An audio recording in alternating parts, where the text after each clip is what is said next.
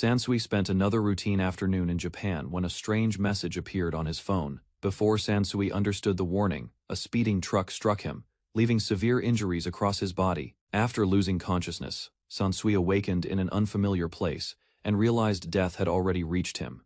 Seeing clouds beneath his feet, Sansui stared around and questioned the elderly man nearby. The old man revealed Sansui stood before God, where a careless step could send him downward. Sansui accepted his situation without panic, leaving God surprised by such an unusually calm reaction. God mentioned Sansui's grandmother, whose final request praised him, despite calling the old deity names. Remembering his grandmother's words, Sansui asked God for compensation, blaming him for the fatal mistake.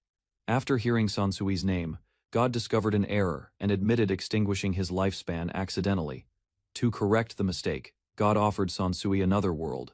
While both appeared strangely pleased, God offered Sansui a second life and promised any power needed for survival in another world. Without hesitation, Sansui revealed his childhood dream and requested strength beyond everyone else alive. Although surprised, God accepted the request and prepared a solution instead of granting power directly. God handed Sansui a letter, explaining a certain person would guide his future training. Sansui learned that relentless training awaited him until he truly became the strongest person.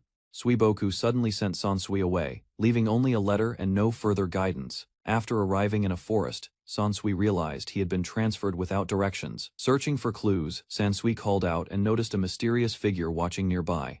The figure introduced himself as Suiboku, surprising Sansui with his strange appearance and presence. After learning the nearest village was days away, Sansui followed Suiboku through the forest. Sansui met Suiboku in the forest and was shocked after learning the strange old man was his teacher. Before Sansui could understand the situation, Suiboku ordered him to deliver a letter. Sansui accepted the letter, confused by Suiboku's sudden request and mysterious behavior. While reading the letter, Sansui expected instructions, but instead found an unusual explanation. The letter revealed God wanted Sansui trained into the strongest swordsman, leaving him completely speechless. Finding Sansui unfamiliar with the title of Kensei, Suiboku decided to take him as a disciple. As their journey continued, the hermit offered Sansui a chance to inherit his swordsmanship tradition. Suiboku warned that the path ahead would test every limit Sansui possessed. Although natural talent seemed absent, years of dedication could still raise Sansui above every swordsman. The promise sounded impossible when 500 years of training became the price for ultimate strength. Rather than showing concern, Suiboku dismissed the issue and claimed those centuries would pass fast. To Sansui's horror, Suiboku revealed he had trained for thousands of years and remained unsatisfied. Deep within the forest, Suiboku led Sansui to a small hut and declared their training could begin. After arriving exhausted, Sansui listened as Suiboku explained a movement technique that reduced physical weight. Seeing Sansui doubt himself again, the hermit assured him that mastery would come through practice. Without further explanation, Suiboku handed Sansui a wooden sword and introduced his first training tool. Instead of secret techniques, Sansui received a simple routine requiring endless swings from sunrise until sunset. Following Suiboku's instructions, Sansui gripped the wooden sword and began a training journey lasting centuries. Each morning brought endless practice swings, while every evening ended with sleep before another exhausting day. As the years passed, hardship lost its sting, and repetition became a natural part of life. Hunger troubled Sansui at first, yet Suiboku introduced unusual methods that reduced dependence on food. With no alternative available, Sansui devoted himself to training and absorbed every technique Suiboku taught. Years of practice changed Sansui, replacing his worn uniform with robes, resembling Suiboku's appearance. As countless seasons passed, individual days disappeared from memory until Sansui no longer noticed time. 500 years passed, yet Sansui still considered himself far below Suiboku's level. While reflecting on future growth, Sansui sensed an unfamiliar presence entering the forest for the first time. Without hesitation, Sansui followed Suiboku toward the disturbance, curious about the unexpected visitor approaching their domain. While tracking the disturbance together, Sansui discovered two human presences surrounded by wolves, deep within forest. Reaching the location moments later, both masters found the victims already dead and beyond saving. Among the remains, Sansui noticed a surviving infant, prompting Suiboku to present an unexpected responsibility. After examining the child's potential, Suiboku concluded she belonged among ordinary humans rather than sages. Seeing value in the idea, Suiboku urged Sansui to raise the girl and experience human society. Recognizing Sansui's strength and experience, Sueboku entrusted him with raising the orphaned child as family. Beside the child's parents' graves, Sueboku offered reassurance while promising she would remain protected.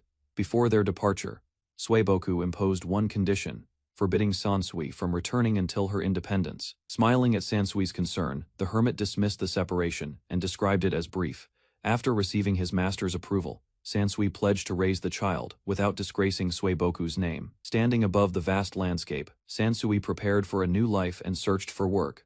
Moments after leaving the forest, Sansui discovered the infant crying and realized a new problem. Faced with her hunger, Sansui admitted he had no way to provide the nourishment she needed. Remembering a nearby settlement, Sansui hurried toward the village hoping someone could help the child. Upon arriving, he learned one household had recently lost a mother who had been nursing. With no money or supplies available, Sansui honestly explained his situation and requested assistance. After hearing Sansui's request, a kind village woman agreed to feed the hungry infant herself. Relief washed over Sansui as the child finally drank milk and stopped crying for food. While caring for the infant, the woman explained that local opportunities were scarce for newcomers.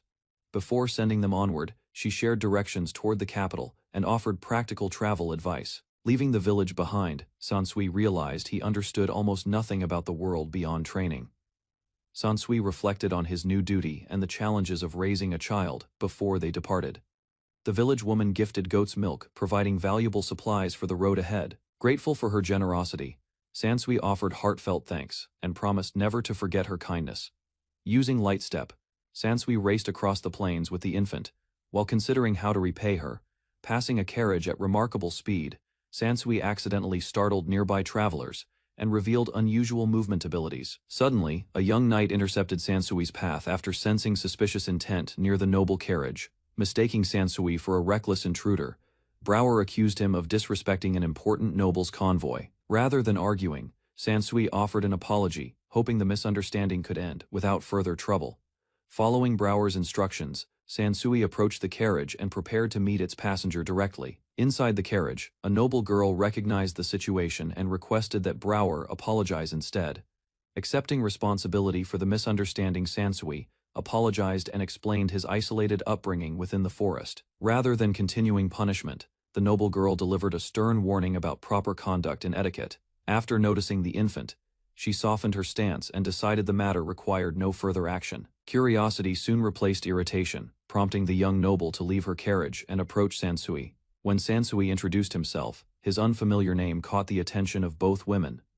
After noticing his unstable situation, Dewey offered Sansui a chance to earn work at her estate. A confident smile appeared across Dewey's face as she waited for Sansui's response to her proposal. Delighted by the unexpected opportunity, Sansui accepted, leaving Brower stunned by his enthusiasm. Introducing herself at last, Dewey hinted that she might soon become Sansui's employer and superior.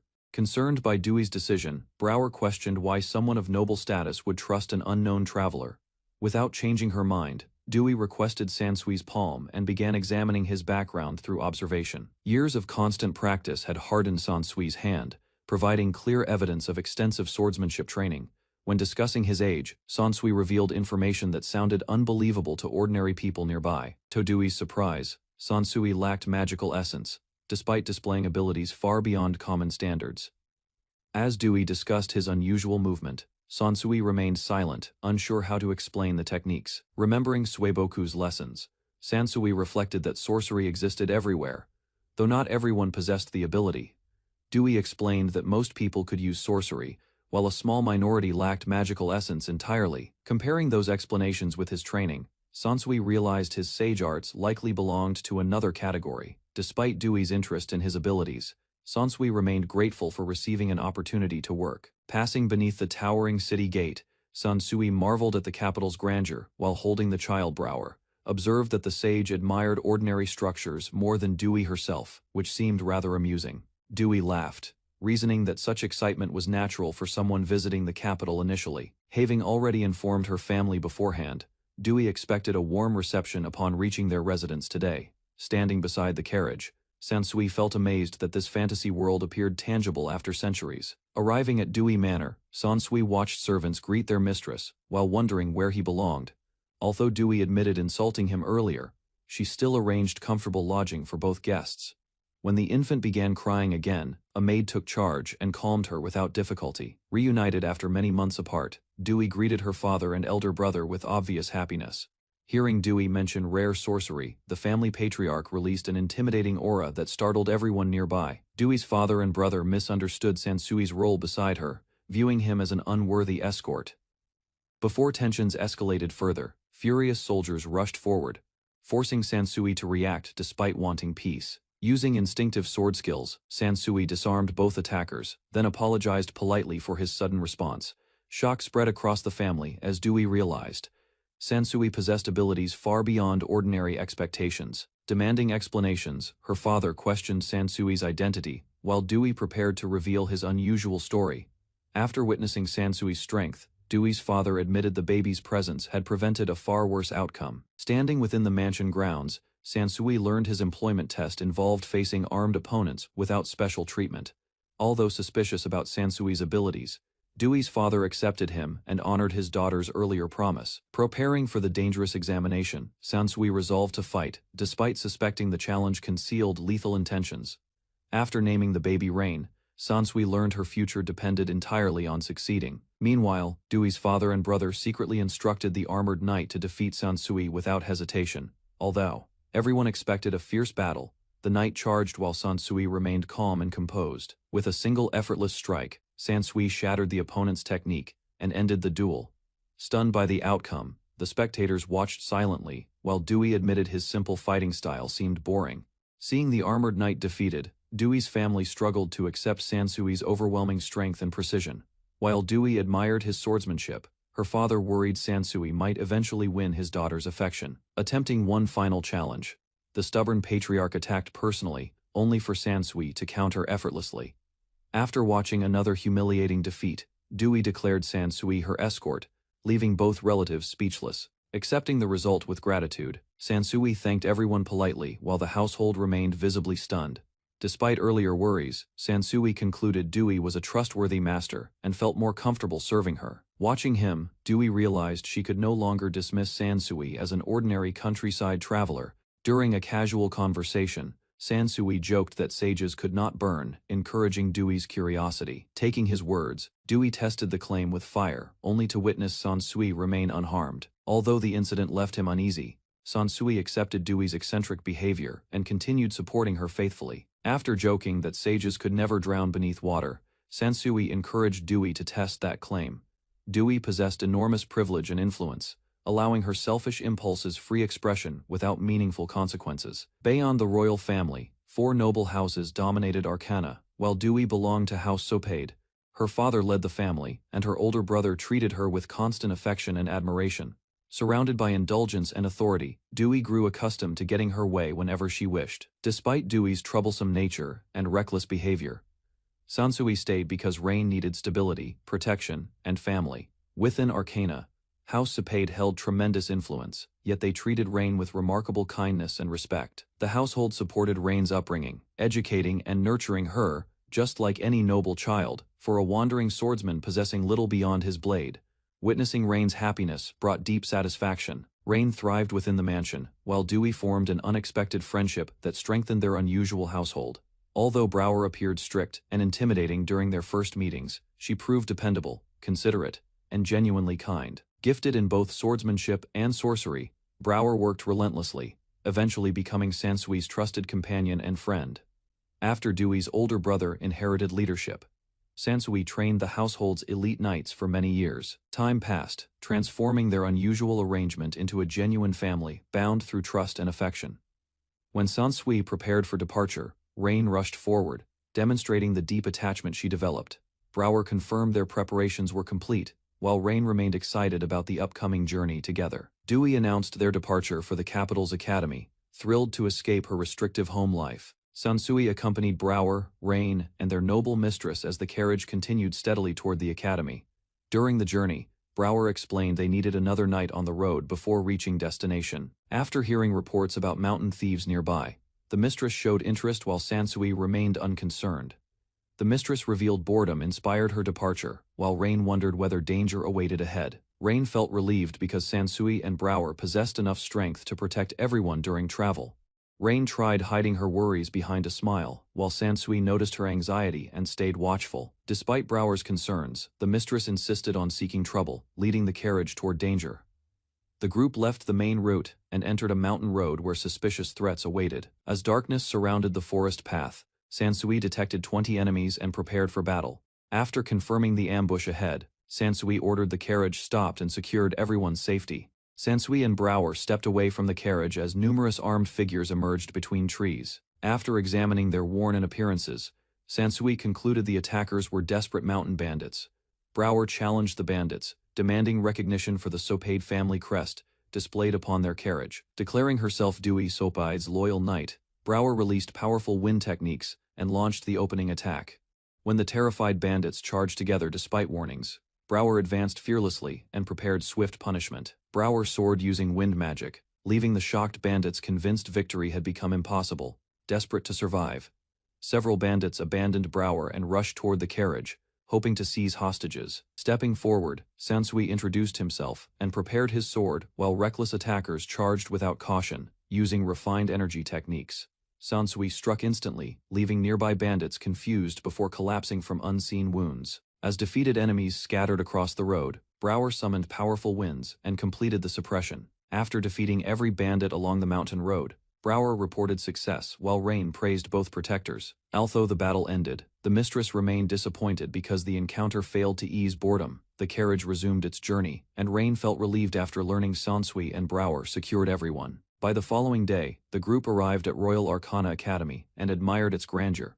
Comparing the academy with the mistress's residence, Rain and Sansui shared different impressions of the institution. Watching their arrival from inside, the academy principal wondered how the visiting princess would behave.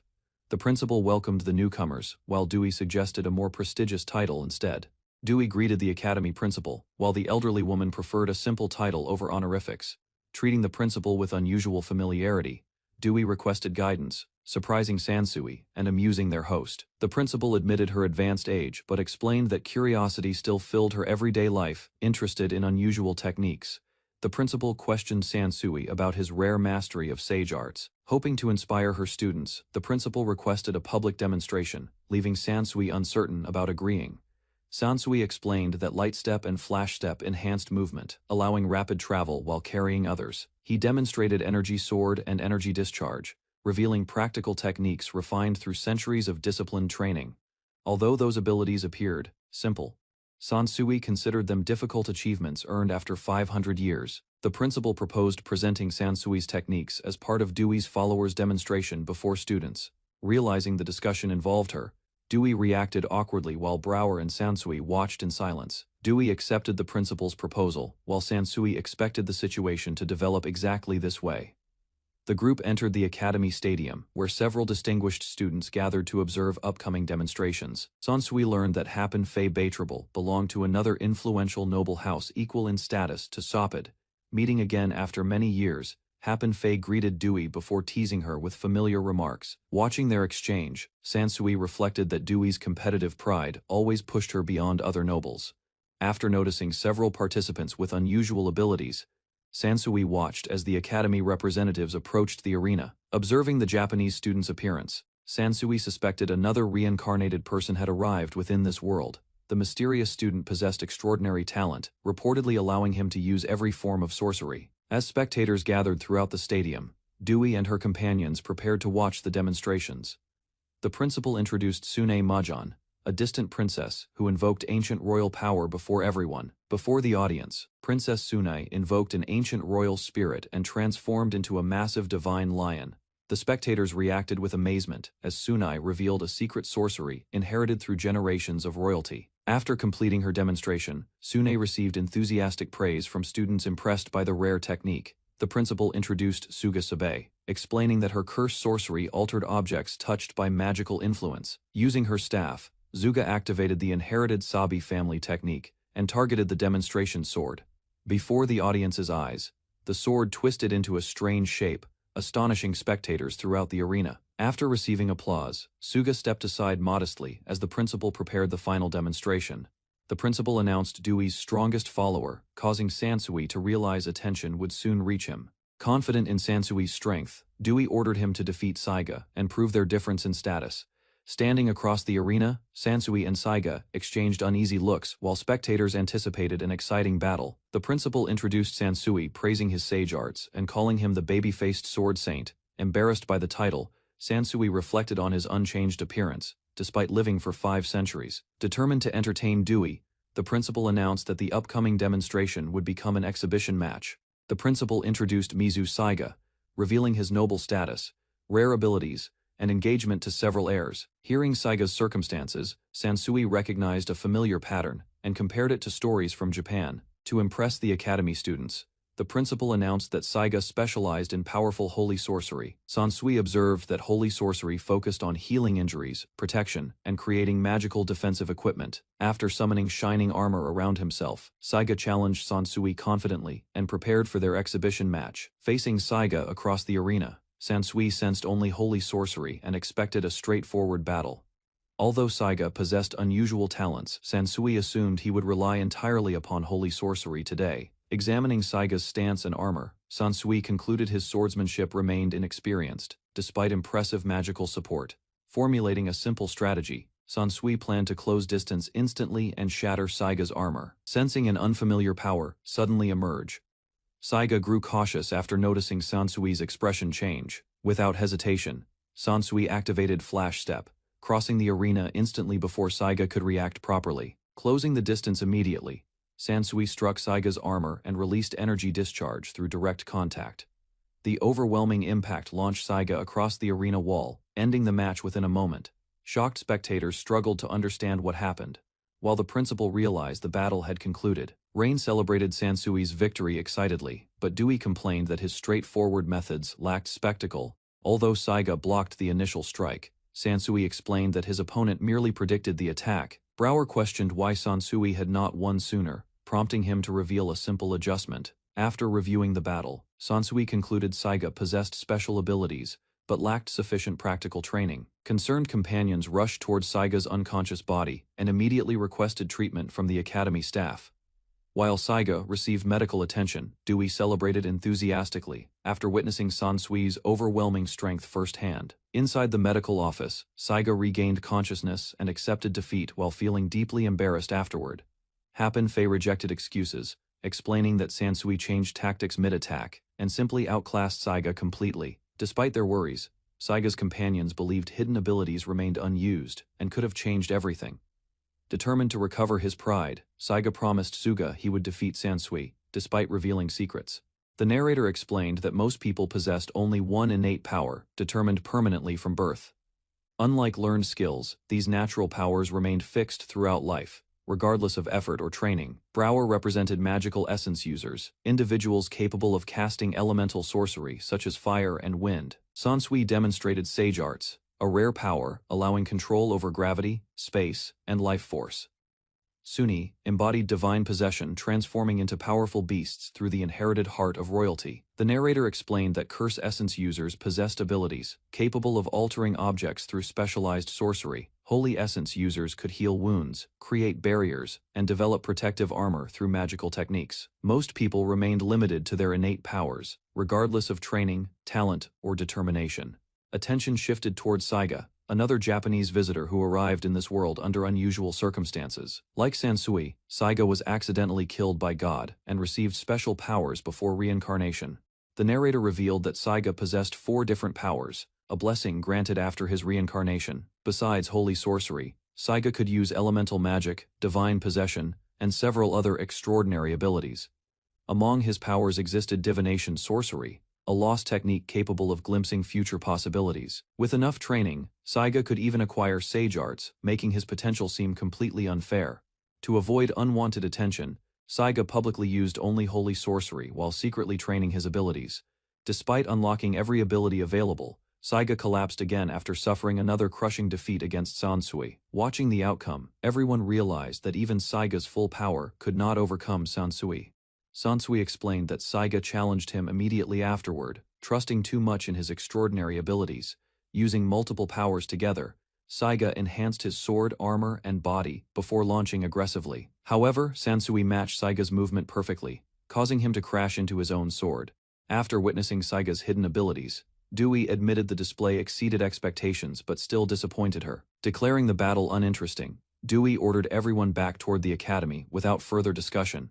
Dewey scolded Sansui, claiming that failing to entertain her properly reflected poorly on his duties. While apologizing respectfully, Sansui wondered how Rain's mother could tolerate Dewey's difficult personality. Changing the subject suddenly, Dewey remarked that Sansui appeared completely unchanged, despite many passing years. When questioned about his age, Sansui hesitated, while Dewey and Brower watched him suspiciously. Dewey abruptly asked whether Sansui loved anyone, noting that he shared no blood relation with Rain. Sansui denied having romantic interests, explaining that centuries of training had erased such desires completely. Hearing his explanation, Brower finally understood, while Dewey continued teasing Sansui about relationships. Brower worried that Sansui's complete lack of romantic interest could become a serious personal problem. 1 month after Dewey enrolled, the principal continued teaching advanced holy sorcery classes at the academy. Although worried Dewey would lose interest quickly, the principal noticed her attending every lesson faithfully. During class, the principal described a reckless researcher who created armor from fire and died. Expecting Dewey to learn caution from the story, the principal explained magical research failures carefully. Instead of learning restraint, Dewey laughed and concluded people should avoid testing dangerous sorcery personally. Dewey reflected that another change during her first month at the academy involved her personal relationships. She assumed Brower's growing romantic interest was simply part of reaching that age. However, Rain and Dewey teased Brower and Sansui together, creating an awkward situation for both of them. At a Dewey family mansion near the academy, Brower met Sansui in the hallway. Brower apologized for being distracted from her escort duties, while Sansui reassured her not to worry about it. After discussing, Sansui admitted that 5 centuries of sage training had changed his outlook. Hidden behind the doorway, Dewey and Rain overheard Brower, receiving Sansui's promise of protection and support. An abrupt warning interrupted the moment when Sansui sensed the current and former family heads approaching. Outside the mansion, a mounted force emerged from the distance, prompting Brower to identify the cavalry unit. Concern crossed Dewey's mind as she questioned whether the letter sent earlier had already reached them. Confused by Dewey's earlier actions, Sansui wondered what she had written before a frightened child noticed approaching riders. Seeing Rain's fear, Dewey remained calm and asked Sansui to handle the unexpected visitors outside. Before leaving, Brower entrusted Dewey's safety to Sansui, believing he could protect her if needed. Sansui mounted a horse and rode forward, recognizing another familiar figure among the cavalry. Instead of a formal greeting, Dewey's furious father rushed ahead and accused Sansui concerning his daughter. Ignoring the old man's overwhelming anger, Sansui remained calm while watching the furious charge approach. Before anyone could react, Sansui leaped forward and struck once, sending the attacker from his horse. After removing the unconscious man, Sansui apologized and explained that Dewey's actions caused the misunderstanding. Rather than arguing further, he encouraged the cavalry to rest before continuing toward Dewey's residence. Later, the group traveled by carriage, while Saiga examined Suga's staff during the journey. Inside the carriage, Saiga encouraged Akasax and renewed his determination, believing the legendary sword would support him. Suga complained about beastification being dismissed as fiction, while Rain eagerly asked to touch fluffy creatures. Caught off guard by the nickname, Suga hesitated before accepting Rain's request and calming down. During class, Rain shared stories about academy life, comparing her father with other people.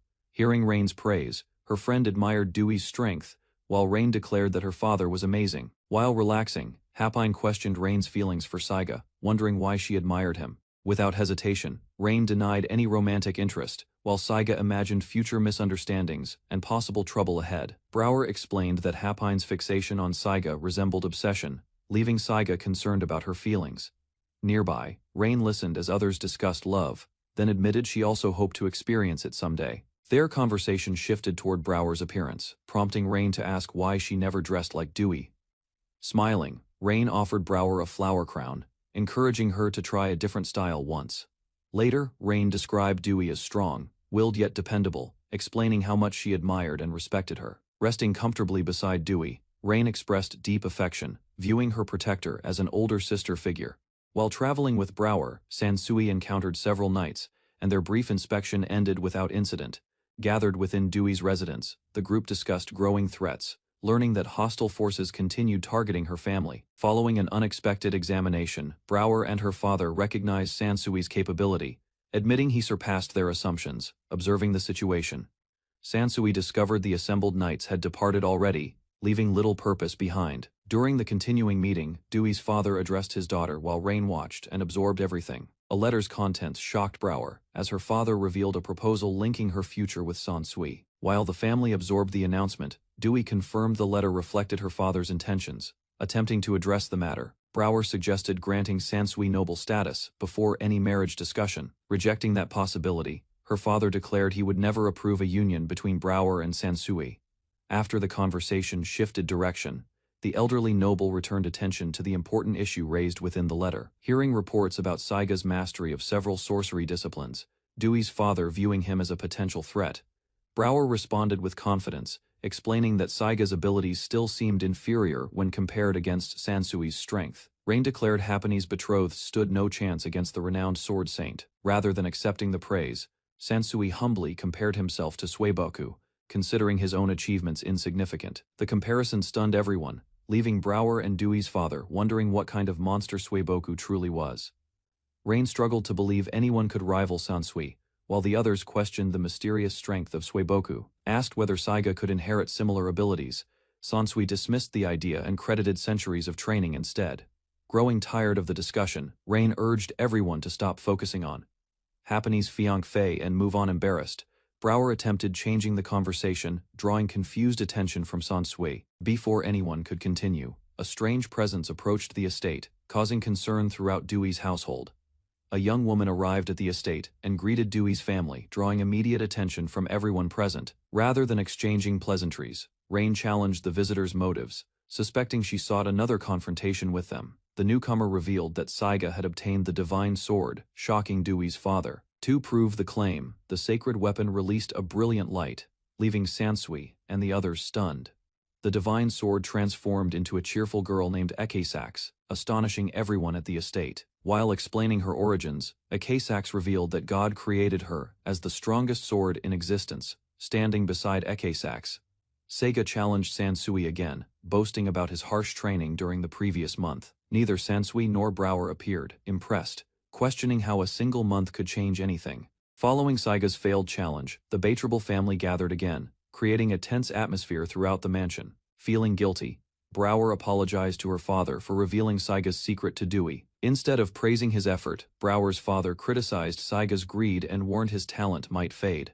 Recognizing Saiga's desire for greater strength, the noble presented a small chest containing an unusual reward. To everyone's surprise, he handed Sansui a map, prompting curiosity about the destination marked upon it.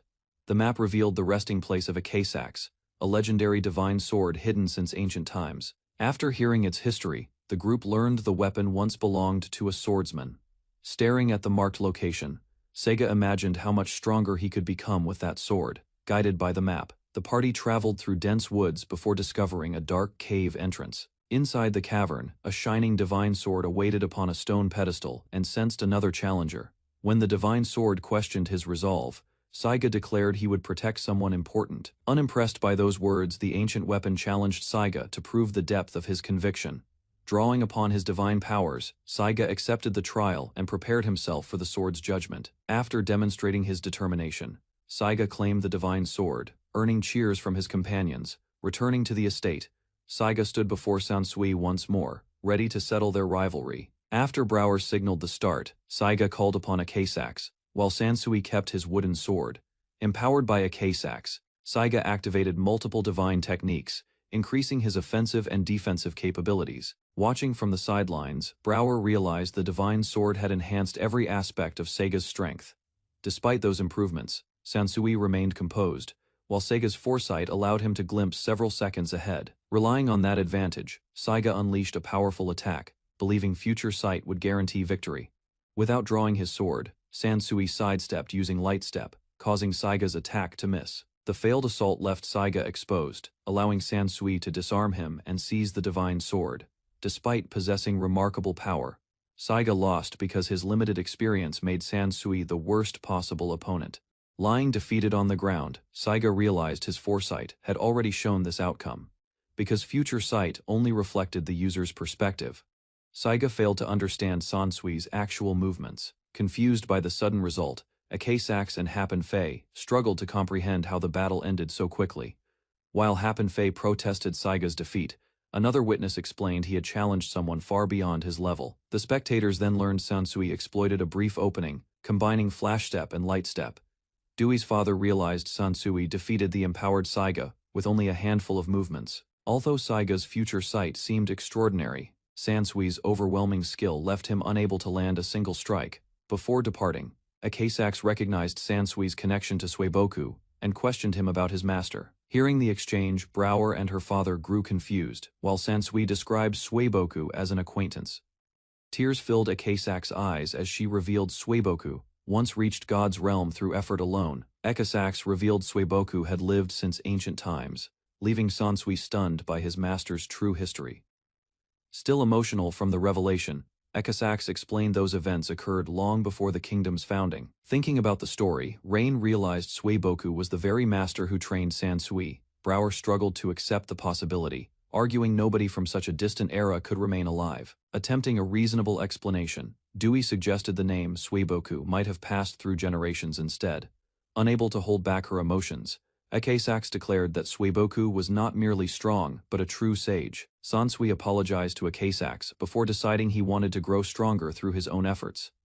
As Sansui walked away from the divine sword, Akasax begged him to stay and choose her. Overcome with sadness, Akasax continued crying, leaving the surrounding group confused by her reaction. The discussion ended with a surprising revelation that sages could live for thousands of years. Still overwhelmed by emotion, Akasax insisted Sansui reveal his connection to Suiboku.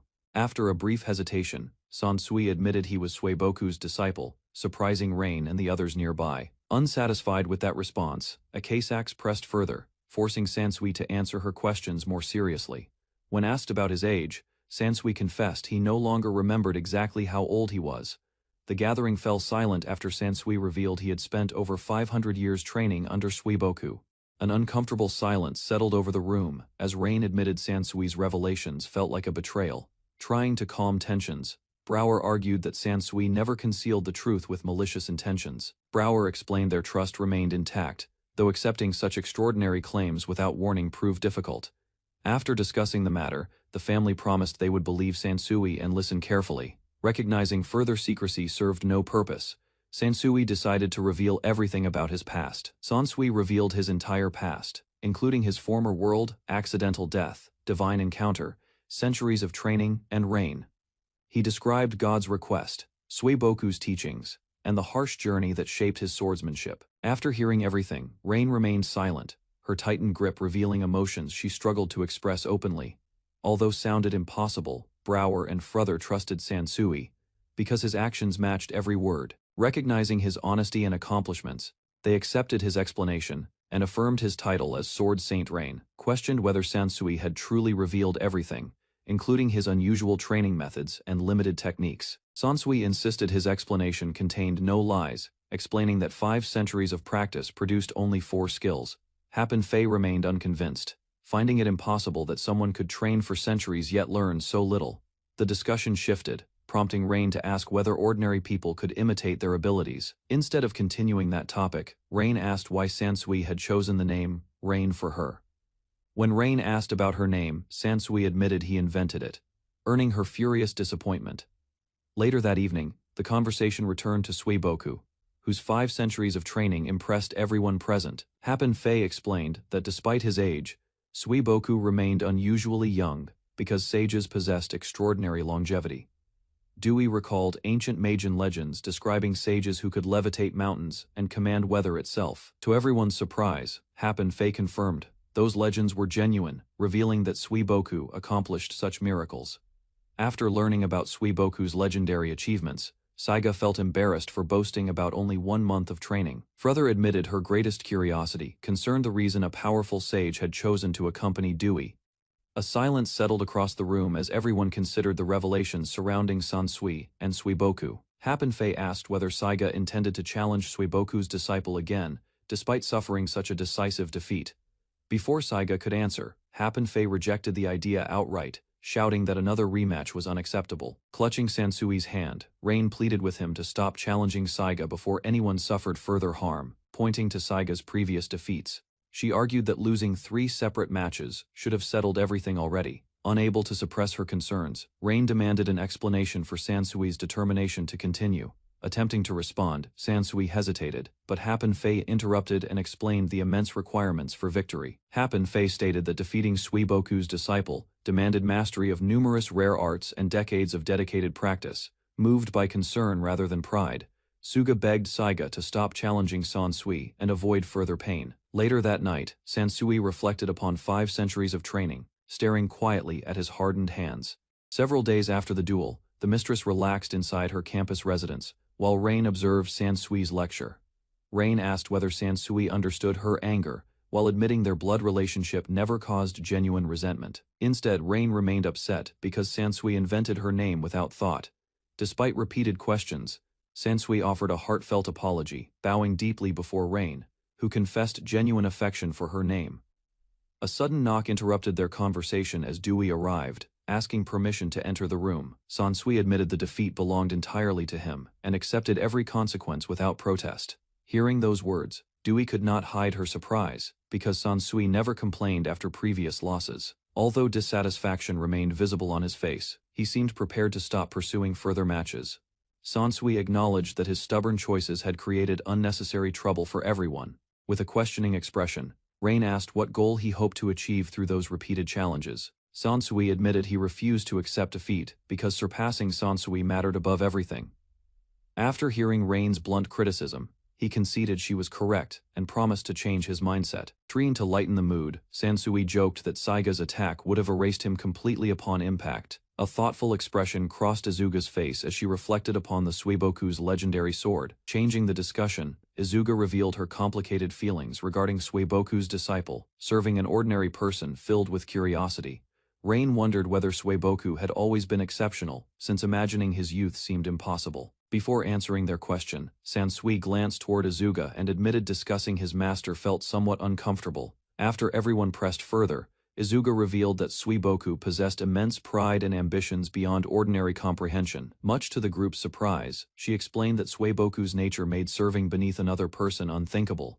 Izuga claimed several nations faced destruction after provoking Suiboku's terrifying wrath. According to Izuga, Suiboku expressed his temper through disasters, causing volcanic eruptions and devastating entire regions.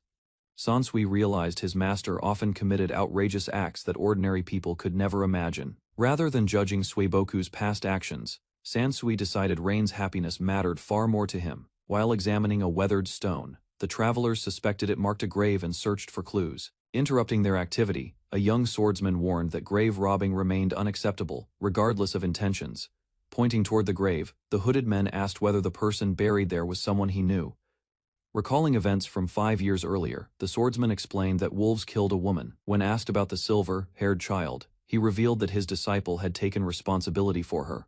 With some reassurance, he added that the girl was probably living safely among people beyond the forest. After the strangers departed, the swordsman felt relieved because discussion succeeded without violence or bloodshed. Turning his thoughts elsewhere, the swordsman began wondering how his disciple was managing after their separation. Princess Stendo Arcana reviewed a report about a mysterious man. Despite extensive searches, investigators found no clues about his identity. The investigation continued, but rumors spread endlessly across the kingdom. Stendo carefully examined every record, hoping to uncover facts. While reading the documents, Stendo discovered the man's name was Shirokuro Sansui, a swordsman said to have lived over 500 years. The information seemed unbelievable at first. However, reports describing Sansui's extraordinary strength made the claim appear increasingly credible. Stendo concluded the findings matched previous assumptions. Even if Sansui surpassed most warriors, Master Saiga remained a remarkably skilled swordsman. Stendo Arcana learned that Sansui already surpassed the royal guards. Realizing greater threats existed, she considered future preparations carefully, thinking about her kingdom's future. Stendo decided the royal family could not afford to fall behind powerful figures. She concluded that an exceptional guardian was necessary. The search required someone possessing both remarkable strength and natural talent. Stendo compared candidates in her mind. Few warriors seemed capable of approaching the level achieved by Sansui. After further consideration, she focused on the legendary lightning blade. Stendo believed only such a swordsman could compete. At Dewey Mansion, Sansui met Rain and her family. They discussed his age, comparing his appearance to the legend. Rain apologized for keeping silent earlier with the misunderstanding cleared. Attention shifted toward more important matters. The family reconsidered Brower's situation. Rain struggled with the idea of connecting her future to someone centuries older. Sansui calmly pointed out that his appearance would remain unchanged, even after many years had passed. Rain imagined several possible partners, and quickly became overwhelmed. Unable to reach a decision, she postponed the discussion. The discussion about Brower and Sansui's marriage continued briefly. However, the family agreed that more urgent matters required attention. Brower shifted her focus toward her own future. She hoped to find a powerful and respectable husband worthy of the Sopid family. Sansui quietly reflected on her expectations. Considering the strict standards of her relatives, he doubted anyone could satisfy them. Before the conversation could continue, loud knocks echoed through the mansion. A messenger arrived carrying news from the Caputo family. The visitor requested an audience with Lady Dewey Sopid.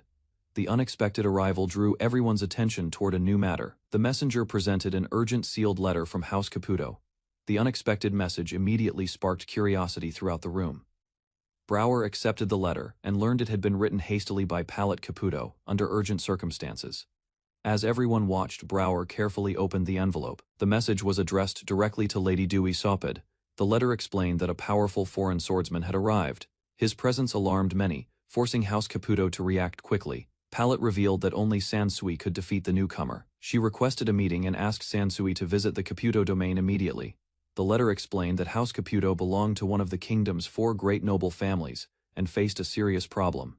After hearing Pallet's warning, Brower questioned the messenger. Everyone recognized the situation as unusual and potentially dangerous.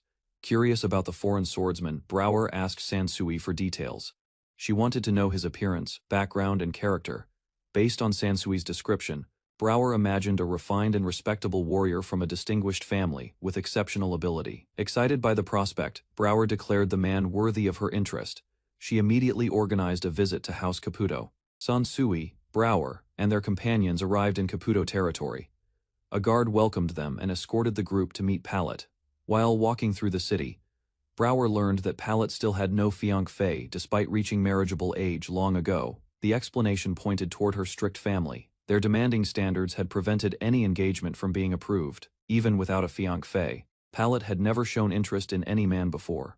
This unusual change attracted attention. Curious about the foreign swordsman, a young girl wondered whether he would like Brower. The others could only speculate. Sansui answered honestly that such matters were complicated.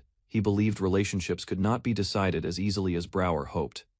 As the group advanced through Caputo territory, they noticed a large crowd gathering ahead and discussing something excitedly. Listening to nearby conversations, they learned a foreign swordsman was currently fighting a noble, attracting widespread attention.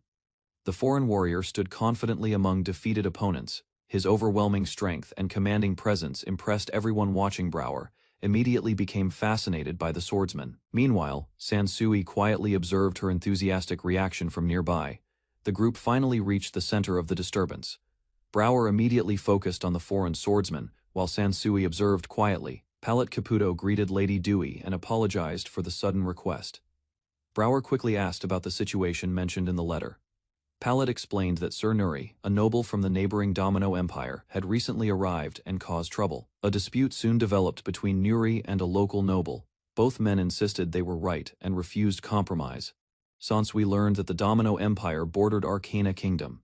After a recent revolution there, tensions had spread beyond its borders. Sansui learned that many nobles fled the Domino Empire after the revolution. Seeking safety, they scattered across neighboring lands. Although the refugees were accepted, conflicts soon emerged. No one fully understood the reasons behind the growing disputes. After hearing the story, Brower quickly judged the situation. She believed the troublesome noble should simply be returned home. Pallet rejected that idea immediately. She insisted both sides must be heard before deciding who was truly responsible. Sir Nuri confidently declared his innocence. Refusing to surrender quietly, he challenged anyone seeking answers to defeat him first. Sir Nuri challenged Sansui directly. Confident in his own strength, he mocked the famous sword saint before the crowd. Pallet asked both men to avoid unnecessary injuries. Despite the tension, she hoped the confrontation would remain controlled. Sansui calmly accepted the challenge. Drawing his wooden sword, he reassured everyone while preparing to face the foreign noble. Nearby nobles doubted Sansui's chances. They believed an ordinary-looking young man could never match such a powerful warrior. The injured guards were carried away for treatment. Even after witnessing earlier defeats, many spectators still underestimated Sansui completely. As the duel approached, nearby nobles discussed possible outcomes. Most expected either Sansui or the foreign swordsman to fall. Sansui remained calm despite the speculation. He simply prepared himself, while the crowd eagerly awaited the confrontation. Before fighting, the two swordsmen exchanged introductions. Sansui politely gave his name, while Town proudly introduced himself. The moment Town stepped forward, his presence changed the atmosphere. Even experienced observers immediately recognized his extraordinary strength. Brower watched the scene with excitement. Impressed by Town's appearance and ability, she openly approved of the foreign swordsman. While waiting for the duel to begin, Brower remained unusually cheerful. The others noticed her growing interest in Town. The duel finally began. Town immediately unleashed a technique called the Dance of the Loyal Shadow, surprising the spectators. Moving at incredible speed, Town created multiple afterimages and launched attacks from different directions to confuse Sansui. Despite the complicated technique, Sansui calmly identified the real opponent. He countered each strike without losing composure. The exchange intensified as both swordsmen crossed blades repeatedly. Town was forced backward after Sansui broke through the attack. The crowd watched in amazement, while Town displayed remarkable skill. Sansui's precise responses proved why he remained legendary. As the battle continued, Sansui carefully analyzed Town's technique. He realized the afterimages were not true copies at all. After understanding the trick, Sansui concluded that Toon remained a highly skilled swordsman, even without that special ability. Watching from the sidelines, Rain estimated Toon's strength. She believed he was slightly stronger than Brower physically. Town praised Sansui's talent and admitted his long journey had been worthwhile. Few swordsmen had ever impressed him so much. Recognizing Sansui's ability, Town decided to reveal a hidden technique. He declared his opponent worthy of witnessing his secret skill. Town unveiled his ultimate technique. Numerous shadows appeared around him, creating far more copies than before and astonishing everyone. The dance of true shadows began. Multiple attackers rushed Sansui simultaneously, designed to overwhelm opponents faster than they could react. Rather than retreating, Sansui advanced through the assault. His precise movements allowed him to avoid every strike cleanly. Town anticipated that response. Certain that Sansui had entered his trap, he prepared the final stage of the technique, confident in his strategy. Town launched another attack from above. He believed victory was finally within his reach. Certain of victory, Town launched the final strike himself. He moved to finish the battle with a decisive attack. To Toon's shock, Sansui suddenly released his wooden sword. The unexpected action completely disrupted the planned assault. Before anyone understood what happened, Sansui stepped inside Toon's guard and seized control of the situation instantly. The spectators stared in confusion. Even Brower and Rain struggled to determine whether the duel had already ended. Sansui calmly declared the match finished. Town immediately accepted defeat, admitting he had failed to pressure Sansui at all. Pallet and Brower congratulated Sansui on his victory. The crowd admired the duel, calling it an impressive display of skill. Rain reflected on the battle carefully. She realized Sansui had predicted Town's actions long before the decisive moment arrived. Town openly acknowledged his defeat. Impressed by Sansui's insight, he admitted that his techniques had been completely understood. Sansui explained how he anticipated the attack pattern. By identifying the likely options, he prepared the perfect counter beforehand, after accepting the outcome. Town thanked Pallet for the opportunity. He then agreed to participate in a formal trial. After the duel, Town agreed to cooperate. He declared that it was now his turn to answer the requests made of him. Pallet immediately asked whether the local noble would also accept a formal trial. The gathered crowd waited anxiously, unable to refuse after Town's decision. The noble reluctantly agreed. Though nervous, he accepted the proposed investigation. Pallet revealed that the Sabi family's curse mages had already arrived. She confidently promised a quick resolution. Guards escorted the frightened noble away. Meanwhile, Brower eagerly volunteered to observe the proceedings, despite his protests. Brower invited Sansui to join them but left the choice to him. She believed the unusual case might interest Rain. Brower walked through town with Rain. Nearby residents discussed Sansui's recent duel, while Rain listened curiously to their rumors. The townspeople said Sansui had won. As Brower and Rain passed, they wondered why the famous sword saint looked so ordinary. Rain glanced at Brower and asked whether her mistress might marry the swordsman. Brower was surprised by the question. After thinking carefully, Brower admitted the possibility existed. though the decision depended on several people and future circumstances. Remembering the duel's outcome, Rain concluded Sansui seemed impressive after all, since her mistress had praised him highly. Caught off guard, Brower froze when Rain suddenly wondered whether she would someday fall in love with Sansui. With surprising seriousness, Rain explained that Brower marrying Sansui might prevent her from staying close to him. Memories of serving her mistress since childhood surfaced in Brower's mind as she struggled to understand her feelings. After reflecting on the matter, one realization became clear to Brower: no other man had ever entered her thoughts. Satisfied with Brower's answer, Rain encouraged her to express those feelings, and the two continued walking together happily. Back at the Caputo mansion, Rain eagerly waited for Sansui's return, while Brower expected the others to arrive soon. The quiet atmosphere ended when the door opened. Sansui and the group returned, drawing everyone's attention immediately. Although tired from recent events, Sansui appeared unharmed. Meanwhile, Rain excitedly praised the unusual curse sorcery used during the investigation. Once everyone gathered around the table, the investigation's results were revealed, and the hidden truth finally came to light. According to the findings, a man named Nuri had secretly been planning to target and abduct a common girl. As the discussion continued, the visiting noble admitted that a simple disagreement had escalated into an unnecessary conflict. Meanwhile, Rain could not hide her amusement, finding Nuri's reaction unforgettable once his own lies exposed him. To clarify the matter, the priestess explained that curse sorcery was regularly used to uncover false testimony during trials. Lowering his pride, the noble accepted responsibility for the trouble he had caused, and regretted refusing to explain himself. Before the atmosphere could grow heavier, Miss Pallet stepped forward and insisted that she also shared blame for the misunderstanding, rather than feeling troubled. The guests viewed the incident positively, believing the trial had revealed the truth exactly as intended. Listening from nearby, Rain became increasingly impressed by Sansui, admiring not only his strength, but also his character. After witnessing Sansui's swordsmanship firsthand, the visiting noble found himself captivated by the sword saint's extraordinary skill. Without hesitation, he rose from his seat, knelt respectfully before Sansui, and earnestly requested to become his disciple. Caught completely off guard, Sansui tried to refuse the praise, while Rain excitedly welcomed the unexpected development. Introducing himself as Town Majin, the young noble eagerly renewed his request, leaving everyone at the table attentive. A sudden question from the priestess shifted the conversation when she asked whether the name Sunai held special meaning. Surprise crossed Town's face as he revealed Sunai was his younger sister, catching Rain's attention immediately. The calm atmosphere vanished at once when Town learned Sunai was already engaged, prompting an outraged reaction. Concerned by the misunderstanding, the priestess offered a formal apology for involving his family through the investigation. Before anyone could stop him, Town insisted on leaving immediately, determined to learn the truth about his sister. Sharing his concern, Rain suggested that Dewey accompany Town, a proposal that quickly gained everyone's support. Grateful for the assistance, Town accepted the arrangement, while Brower quietly noted that his background was remarkably impressive. An uneasy feeling settled over Rain as she imagined Hapine becoming related to Town, leaving her strangely conflicted.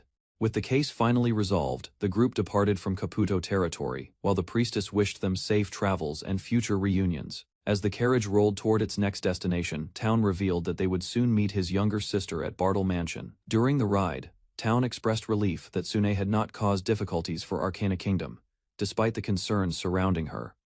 Resting against her seat, Rain disagreed with his assessment and argued that Sunai's fiancé deserved far more blame instead. Turning his attention elsewhere, Town praised Sansui's wisdom and admitted that recent events had shattered many assumptions he once held.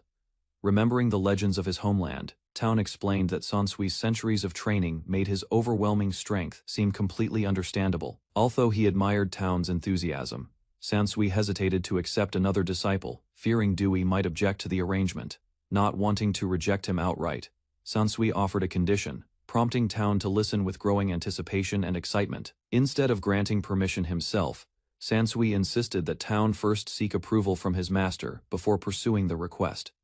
As the discussion continued, Sansui revealed that his master had forbidden him from returning to the forest until Rain matured. After hearing Sansui's condition, Town decided he would seek permission himself, since the group was already traveling toward Hapine's residence. Touched by their willingness to help, Town expressed his gratitude, while Hapine admitted she also wished to meet Sansui's master. Sensing Brower's growing interest, Sansui joked that she had nearly married an ancient recluse, leaving her visibly unsettled. Unable to ignore the subject any longer, Brower suddenly pleaded for her postponed marriage proposal to Sansui to be reconsidered. Shock spread through the carriage as Brower confirmed her request without hesitation, leaving everyone stunned by her unexpected determination.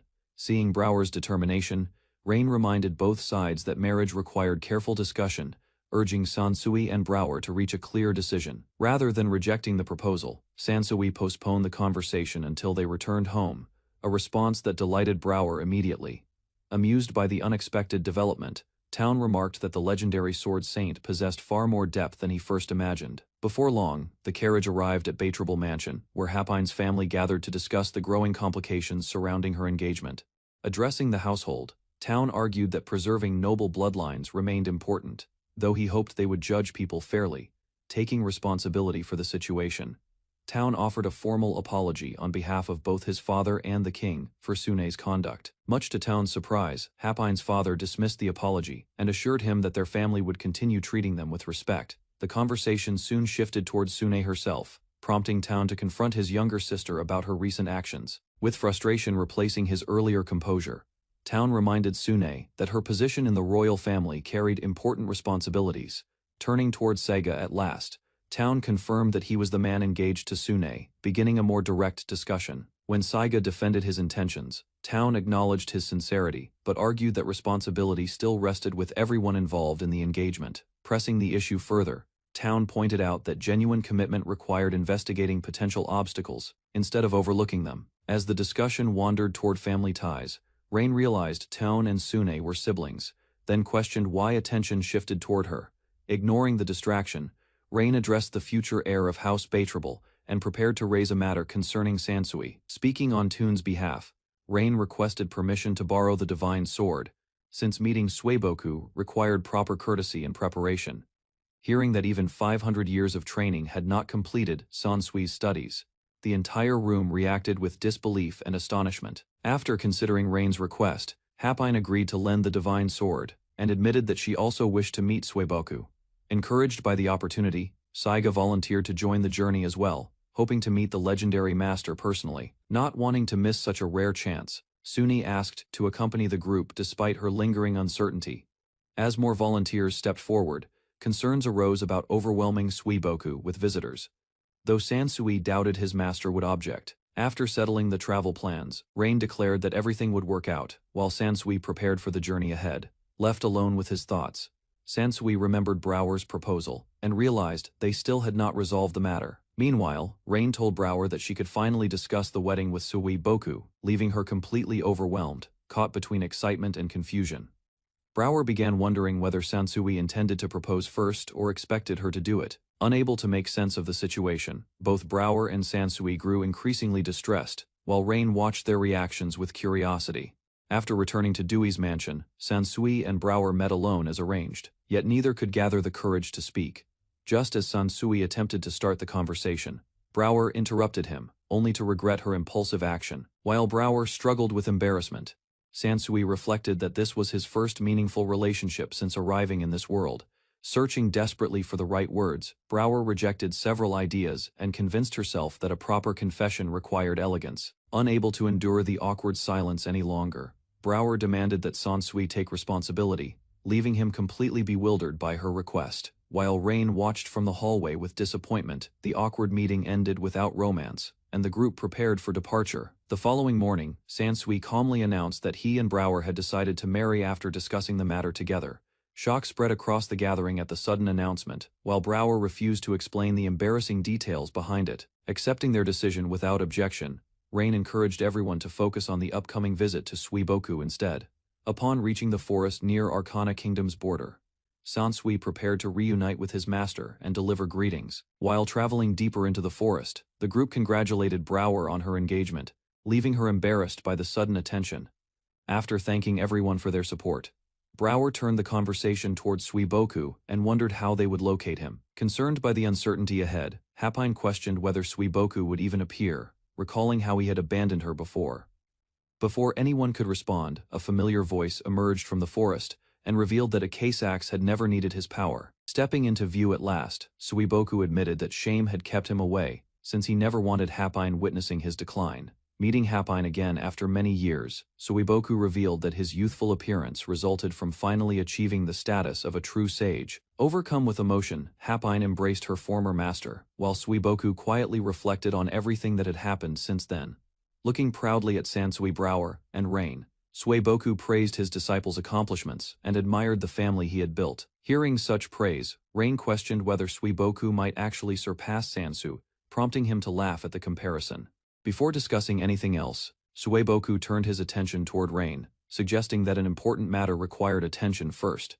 To everyone's amazement, Suiboku demonstrated extraordinary movement techniques, transporting the entire group at once without touching any of them. When asked about his improvement, Suiboku explained that years of training after parting from Ikasax had greatly refined his abilities, leading Rain to a simple grave.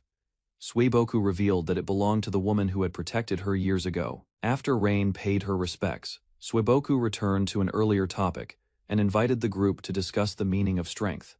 Rather than defining strength as absolute power, Suiboku explained that the concept carried different meanings depending on each person's goal. Asked to define his ideal of strength, Suiboku explained that Sansui already embodied the qualities respected by everyone around him. Curious about the answer, Saiga requested a clearer explanation, prompting Suiboku to describe the traits that truly mattered. Rather than focusing on victory alone, Suiboku emphasized that a skilled swordsman must control outcomes and achieve exactly what he intends.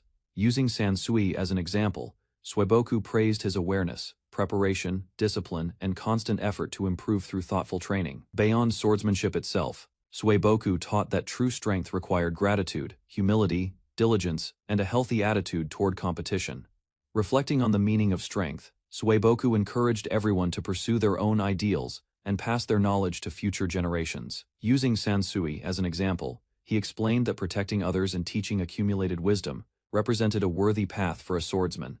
Inspired by those words, Saiga asked whether becoming Sansui's disciple could help him reach the strength he sought. Instead of giving a complicated answer, Suiboku praised Saiga's character and suggested that his mindset already pointed him forward.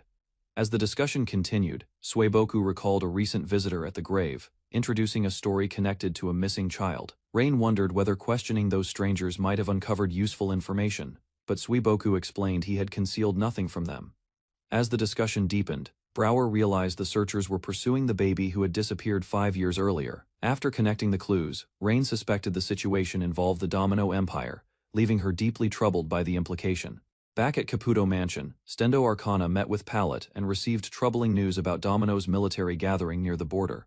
Although the movement appeared threatening, Palette believed the army's demands for Nuri and other exiled nobles were merely excuses. Further investigation revealed that Domino's new leaders possessed 4 divine treasures and likely intended to invade neighboring lands for resources. Hearing that report, Stendo immediately recognized Ungaikyu, a treasure capable of duplicating tools and equipment on a massive scale.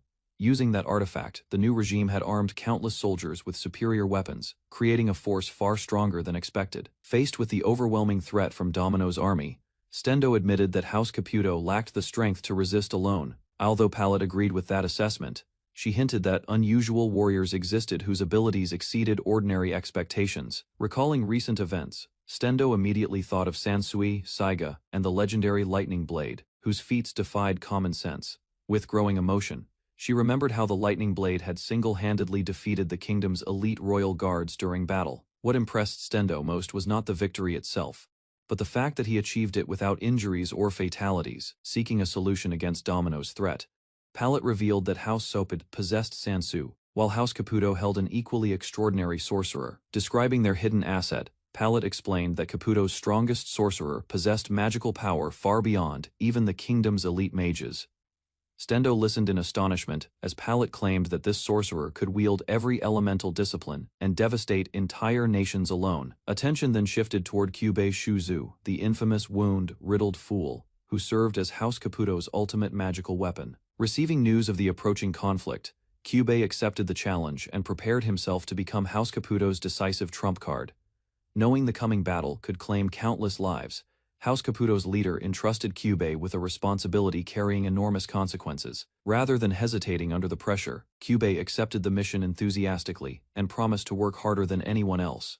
His carefree confidence failed to reassure the surrounding soldiers, who worried that a single mistake could endanger the entire city. Despite admitting that complicated matters confused him, Kyubey vowed to do everything possible to protect House Caputo from harm.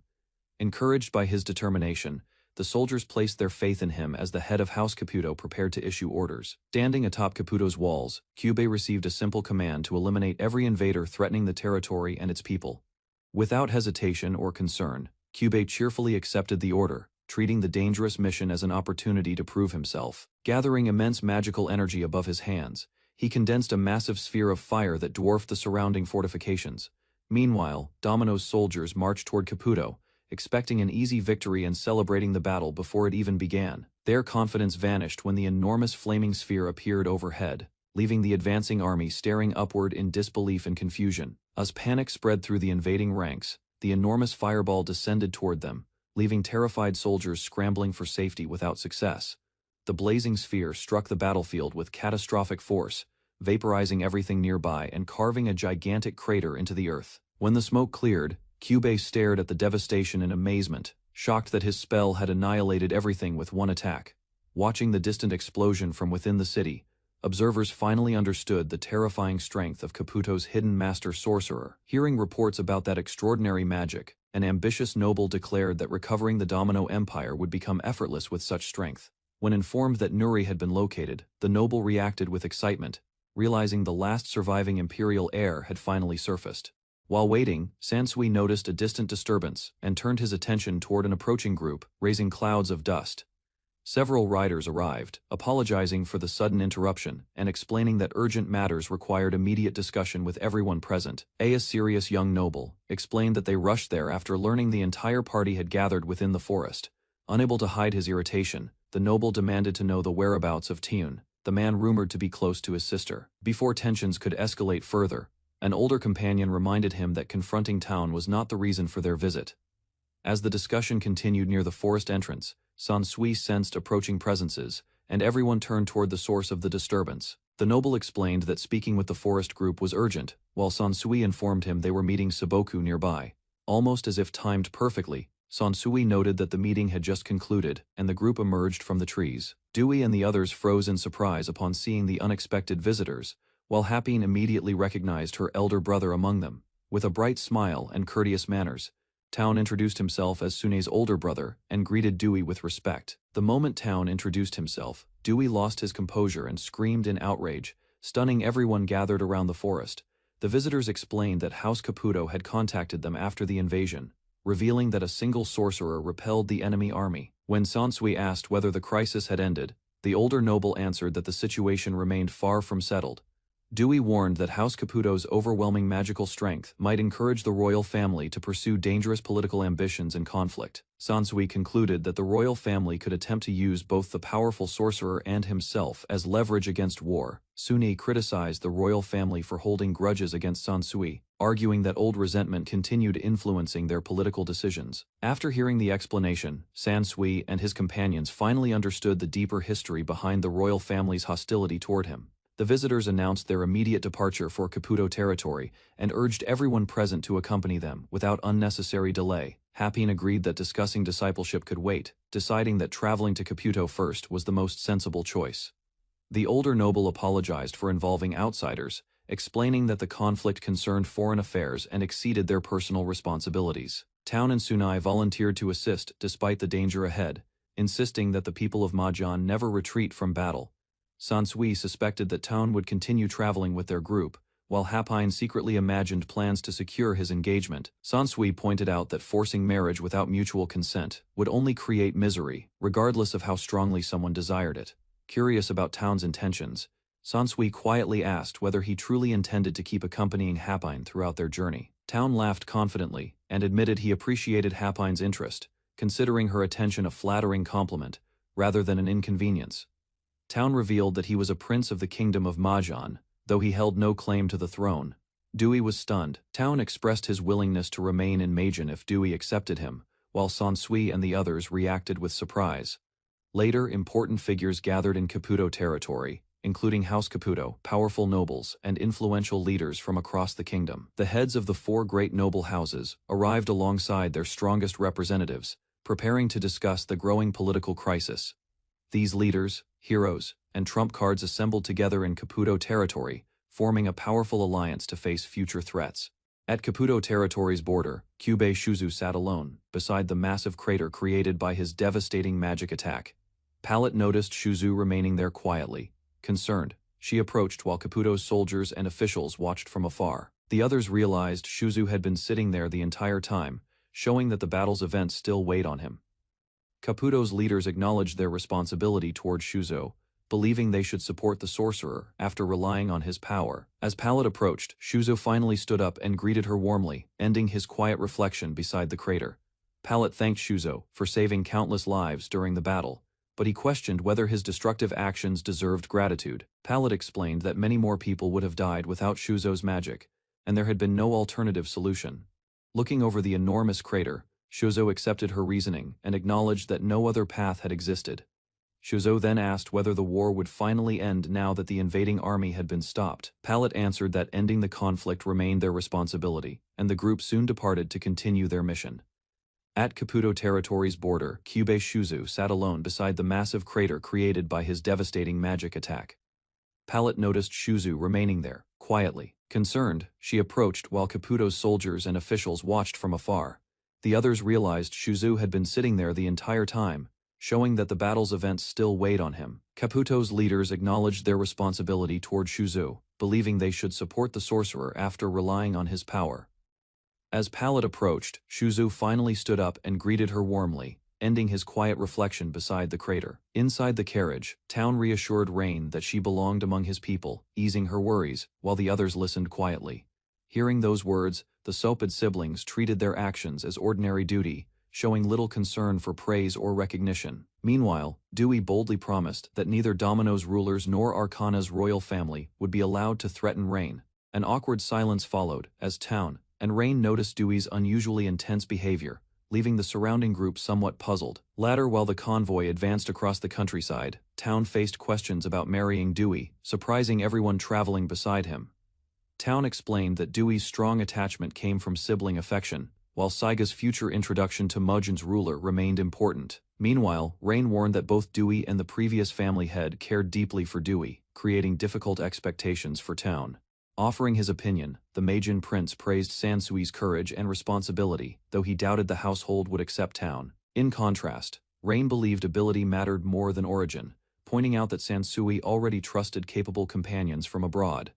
Ending the discussion, the former noble leader redirected everyone toward New Domino's situation, placing political concerns above personal matters. During the carriage discussion, Rain questioned the noble's strategy, while Arcana's representative insisted the four great houses must cooperate.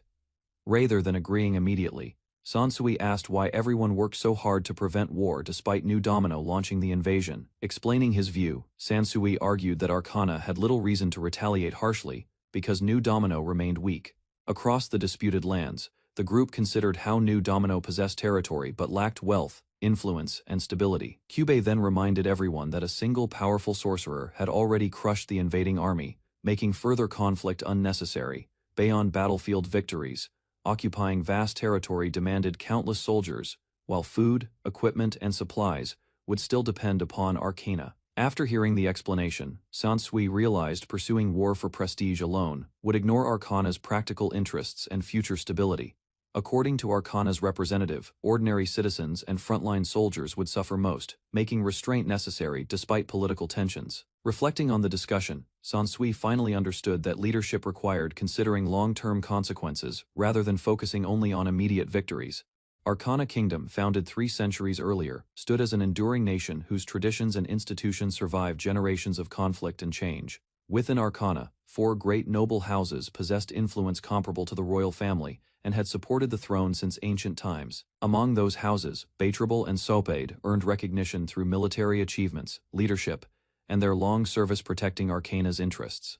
Meanwhile, House Caputo became renowned for producing exceptional healers, with each generation contributing skilled supporters to the kingdom. Completing the 4 houses, Dicia gained prominence through commerce and early contributions that helped establish the royal family's authority. To balance power among the nobles, the royal family granted territory and authority to each great house, creating 5 major domains. Although the arrangement appeared fair, the king directly controlled only one territory, limiting royal influence across the kingdom. During emergencies, cooperation among the 5 families strengthened the nation, yet this system also restricted the king's freedom. As evidence of noble power, House Sapid challenged the royal family after Sansui defeated the elite royal guards. Beyond the noble houses, Arcana possessed 4 heroic trump cards and several divine treasures, though the royal family lacked direct control. Despite distrusting each other, both the royal family and the 4 noble houses worried about growing influence that threatened Arcana's balance. Inside Caputo Mansion, discussions turned toward the royal family's desire to secure a powerful trump card for themselves. Stendo informed her father that House Caputo could not act against Fushi Yukio under the current circumstances. Meanwhile, King Arcana reflected on Fushi Yukio, the leader who overthrew the Domino Empire and established New Domino's government. Because Yukio possessed several divine treasures and immense influence, the royal family struggled to find a comparable champion. Determined to strengthen the crown's position, Stendo proposed using the ongoing war as an opportunity to secure greater advantages for Arcana. Given Arcana's overwhelming superiority after the invasion failed, she believed New Domino would accept most demands without serious resistance. King Arcana acknowledged the advantage, but doubted Fushi Yukio would willingly surrender the divine treasures under his control. Rather than seeking compromise, Stendo suggested continuing military pressure to gain leverage, though such plans lacked support from the noble houses.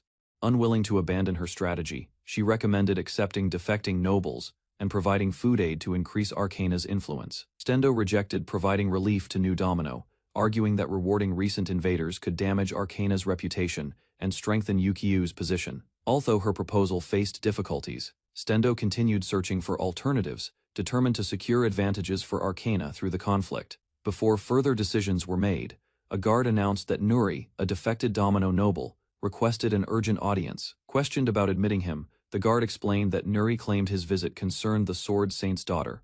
Hearing that connection, Stendo immediately changed her attitude and ordered the guards to allow the visitor inside. Nuri respectfully greeted King Arcana and Princess Stendo, before revealing that he possessed important information regarding Shirokuro Sansui's daughter. Without wasting time, Stendo urged him to continue, prompting Nuri to explain the collapse of the Domino Empire. According to Nuri, rebels captured the emperor and his allies, establishing a new government that now controlled Domino. He then revealed that 6 years earlier, an imperial succession conflict resulted in many royal family members losing their lives. During that turmoil, a child carrying imperial blood vanished alongside her wet nurse, leaving her whereabouts unknown for years. While searching for the missing imperial child, Nuri's men followed clues to a forest and encountered a young boy connected to Sansui. From the boy's account, the wet nurse had died years earlier, leaving the imperial child under a trusted disciple's protection.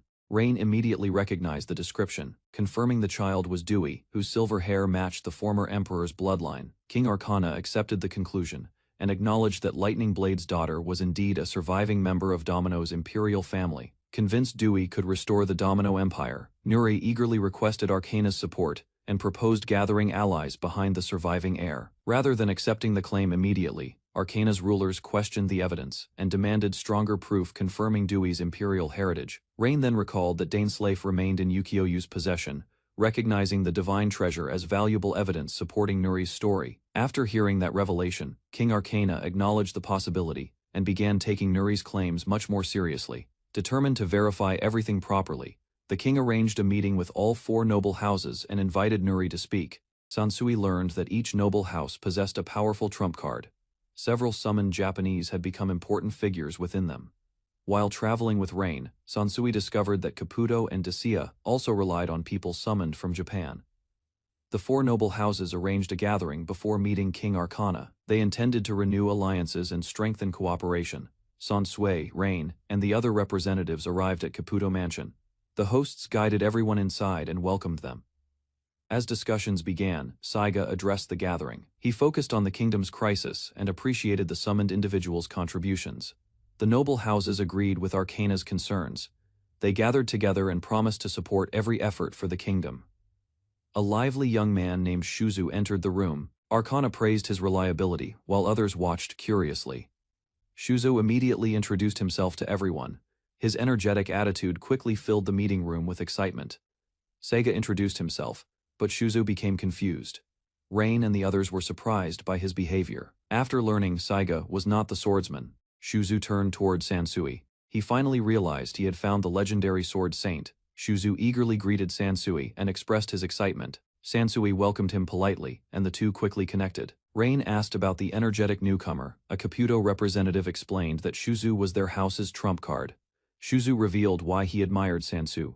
He had heard stories about the sorcerer, whose power destroyed countless enemy soldiers. Sansui felt comfortable with Caputo's welcoming atmosphere. The friendly attitudes of everyone left a positive impression on him. The conversation paused when another guest arrived. The gathered representatives turned their attention toward the newcomer entering the room. Representatives from House Disia arrived at the gathering. Yukio Shun and Pandora accompanied the family head and observed the room. The hosts warmly welcomed Disiga's group. They expressed relief that the respected elder had safely joined the meeting. House Caputo greeted the elder personally. While formal introductions continued, Pandora casually commented on the situation. Sansui quietly studied the newcomers. Pandora seemed dangerous to him, while Yukio Shun appeared ordinary and difficult to read. A sudden movement drew everyone's attention. Xax appeared before Pandora, and the two recognized each other immediately after their reunion. Saiga asked Xax about Pandora. Xax explained that Pandora was one of the divine treasures, just like herself. Pandora recognized Xax immediately and identified Saiga as her new master. She found the situation highly amusing. Pandora laughed while teasing Xax about her past. Saiga listened quietly as the old acquaintance continued joking. The discussion shifted to Sansui. Pandora learned he was Suiboku's disciple and became noticeably interested in him. After confirming Sansui's connection to Suiboku, Pandora reacted sharply. Sansui remained confused, while Xax watched the exchange unfold. Pandora became furious after hearing about Suiboku. She complained loudly and insisted that people connected to him were a problem. Yukio Shun calmly interrupted Pandora's outburst.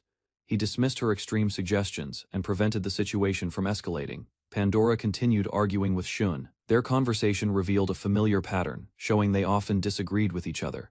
Confused by Pandora's behavior, Sansui asked Xax for an explanation.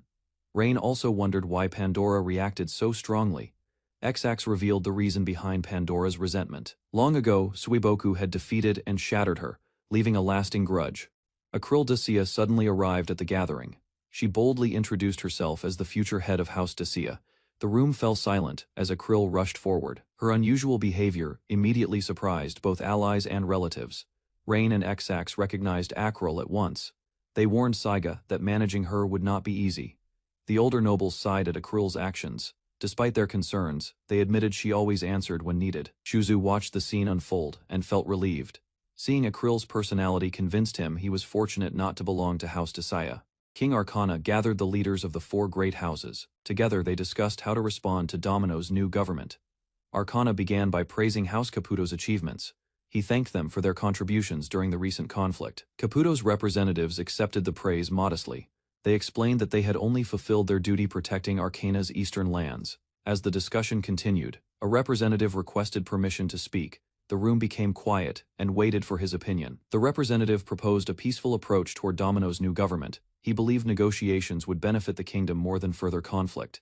King Arcana questioned the proposal carefully. He wanted to know why mercy should be shown to an enemy nation. The representative explained that Domino's new government was weakened. Most of its forces had already been destroyed during the war. Caputo's leader supported the argument. He believed honoring the enemy's wishes would preserve the kingdom's dignity and stability. After listening to both sides, Arcana revealed he had another matter to discuss. He then summoned someone into the room. The meeting paused as the door opened. An unexpected visitor entered respectfully, drawing everyone's attention toward the newcomer. The newcomer introduced himself as Nuri, a noble from Domino. He explained that he had come seeking asylum. Nuri claimed to possess important information. The council listened carefully as he prepared to reveal his findings. His investigation focused on Sansui and Rain. Nuri identified them as key figures connected to Domino's situation. Nuri shocked the gathering with a bold claim. He declared that Rain was an heiress of Domino's imperial family. The revelation surprised many participants. Nuri argued that Caputo's sorcerer could destroy Domino's new government and restore authority. Nuri revealed his ultimate proposal. He wanted Rain placed on Domino's throne and the empire rebuilt under her rule. The suggestion immediately angered Sapid's representative. He criticized Nuri and questioned the seriousness of the entire plan. Brower and Sansui stood beside Rain as Caputo's leader responded. He firmly rejected using Rain for political ambitions. the discussion grew tense. Several leaders paused the argument, unwilling to let reckless proposals disrupt the meeting. Caputo's leader directly challenged King Arcana. He questioned whether the kingdom truly intended to support Nuri's questionable scheme. Several nobles rejected Nuri's proposal. They argued that spending the kingdom's resources on Domino would burden their own citizens. King Arcana denied supporting Nuri's plan completely. He asked the council to consider another important possibility. First, Arcana revealed information about Fushiyukiyo, Domino's new ruler. One divine treasure in his possession could trace blood relatives. The treasure's ability alarmed the gathering. Caputo's leader realized it could identify anyone connected to the imperial family. Rain quietly confirmed the claim. If she truly carried imperial blood, Fushiyukiyo would eventually discover her existence. Arcana explained the kingdom's position carefully. He believed peace offered the best outcome and would spare Rain greater burdens. The king proposed improving relations with Domino's new government. He hoped cooperation would prevent future conflicts between both nations. Nuri protested the decision, but Arcana ended the discussion. Having heard enough, he ordered the nobleman to leave. After Nuri's departure, silence returned to the chamber. Arcana prepared to address the council's remaining concerns. The king shifted the meeting's focus.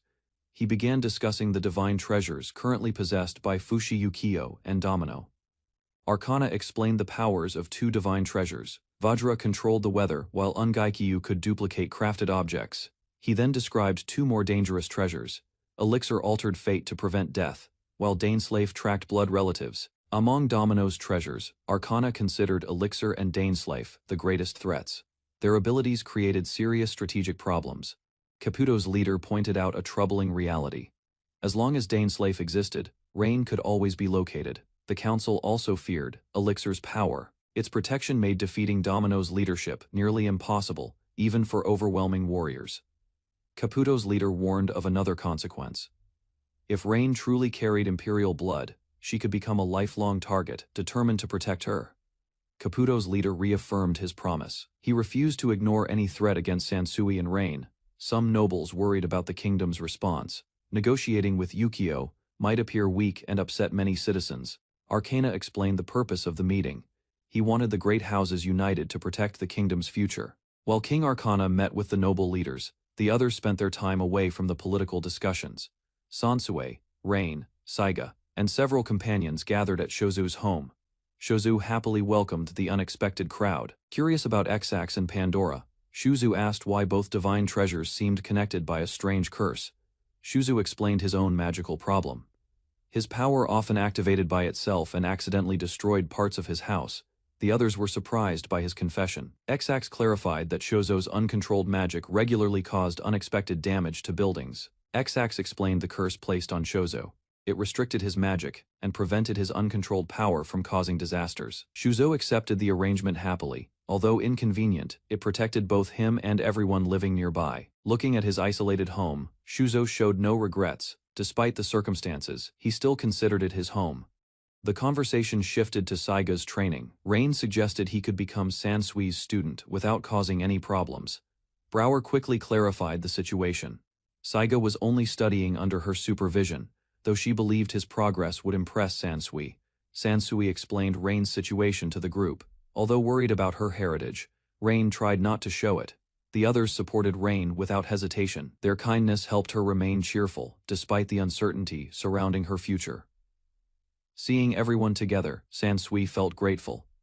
He believed Rain was fortunate to have such trustworthy friends beside her.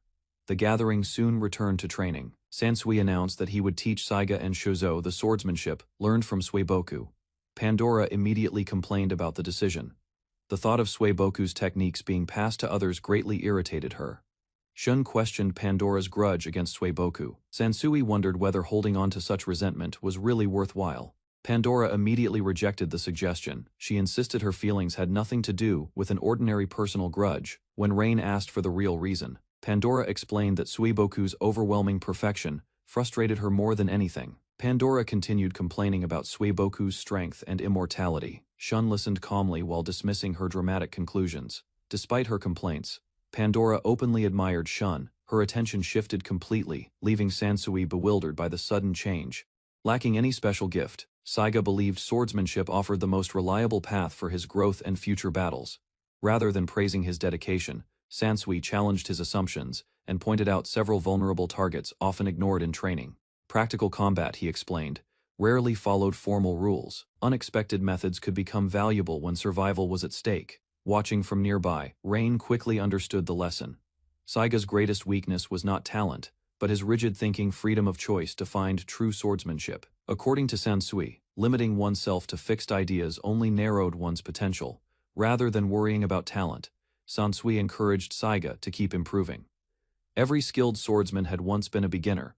Dewey's blunt comments quickly dampened Saiga's confidence. Seeing his reaction, Rain immediately stepped in to defend him. Meanwhile, Dewey remained completely unconcerned. From her perspective, she had only spoken the honest truth. Despite the criticism, Saiga refused to back down. Encouragement from the others helped him regain his determination. With the discussion finally settled, Sansui prepared to begin the lesson.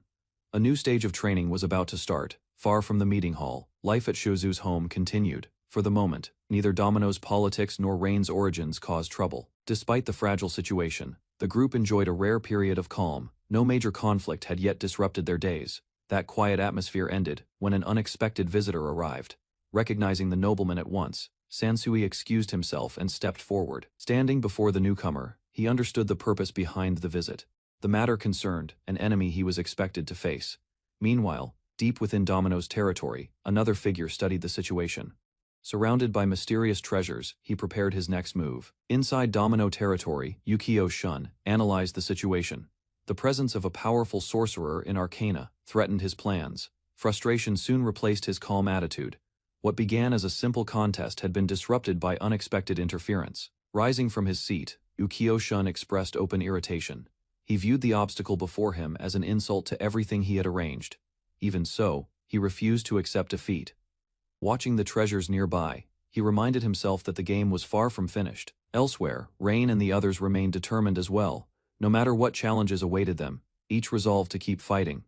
Confidence returned to Yukio Shun as he looked toward the future. He intended to keep moving forward with his plans. Sansui arrived at a gathering and met an elderly noble. The noble recognized the baby-faced sword saint and welcomed him warmly. Nearby, several important guests gathered under the pavilion. Rain and others watched carefully, while the noble prepared to explain matters. A young man confidently believed he could persuade everyone. Seeing Sansui among the youths, he remained unconcerned. A woman boasted about her abilities and expected an easy success. Before she acted, Sansui appeared and questioned her presence. The noble revealed Rain's true heritage. He explained that Rain was a descendant of the Emperor of Domino. A young noblewoman stepped forward and formally requested support for Rain. She wished Rain to become the next empress. Sansui calmly responded that Rain had already secured a stable position within House Sopid and needed nothing further. The elderly noble insisted that Rain possessed the rare opportunity to ascend the throne and achieve greater influence. Rain listened quietly as promises of a brilliant future were presented. Another guest questioned whether such guarantees were trustworthy. The noble continued praising the position of empress. Before he could finish, Sansui and the others remained unconvinced. The noble described the Domino Empire's monarchy. He claimed that as empress, Rain could command the entire nation. He continued praising imperial authority, insisting an empress's decisions were absolute, and disobedience would face severe punishment. Mizu and a priestess criticized his reasoning. They argued that selfish ambition had already harmed many people before. Another guest revealed that the proposal for Rain to become empress had already been rejected by the king. Refusing to give up, the noble defended cooperation with the self-proclaimed new government and questioned whether opposing them truly benefited the country. The noble addressed everyone present. He claimed they were responsible for securing the Arcana Kingdom's future and prosperity. Mizu Saiga agreed that they were future leaders. However, he emphasized respecting the decisions of the king and current rulers. Several guests praised Mizu's response. Meanwhile, others grew tired of the noble's persistent attempts to push his agenda. Sensing an opportunity, a representative from House Dacia approached the noble and offered cooperation for his cause. The offer came with conditions. House Dacia proposed selling military support for a fair price, turning the discussion into a business deal. Shun sat quietly while the discussion continued. The noble tried drawing Sansui, Mizu Saiga, and Town into the argument. Shun showed no interest in debating further. He dismissed the noble's words and refused to waste more time, remaining calm. Shun suggested ending the matter quickly. He believed the noble lacked the ability to change anything. Frustrated by constant opposition, the noble finally lost his patience. He declared the discussion over and abandoned diplomacy. As tensions faded, a young woman rushed toward Shun. She happily embraced him and praised his composed attitude throughout the confrontation. After the argument ended, Shun brushed off the praise. The cheerful woman admired his honesty and straightforward attitude. The woman continued complimenting Shun. She believed his willingness to speak openly made him different from the others. Dewey noticed Rain had followed the discussion closely. Rain quietly observed the adults and their conflicting opinions. A younger girl hesitated and wondered whether the confrontation had truly produced the best outcome for everyone involved. The woman explained that the kingdom had already chosen its course. As the gathering dispersed, attention shifted toward Yukio and his next decision. After the meeting, the group discussed the imperial succession. They believed even the royal family would reject an obvious fool. Attention shifted to Elixir and his companions. Confident in their strength, some believed their presence would keep matters stable. Town fell silent and began thinking deeply. Noticing his expression, Mizusaiga asked whether something was troubling him.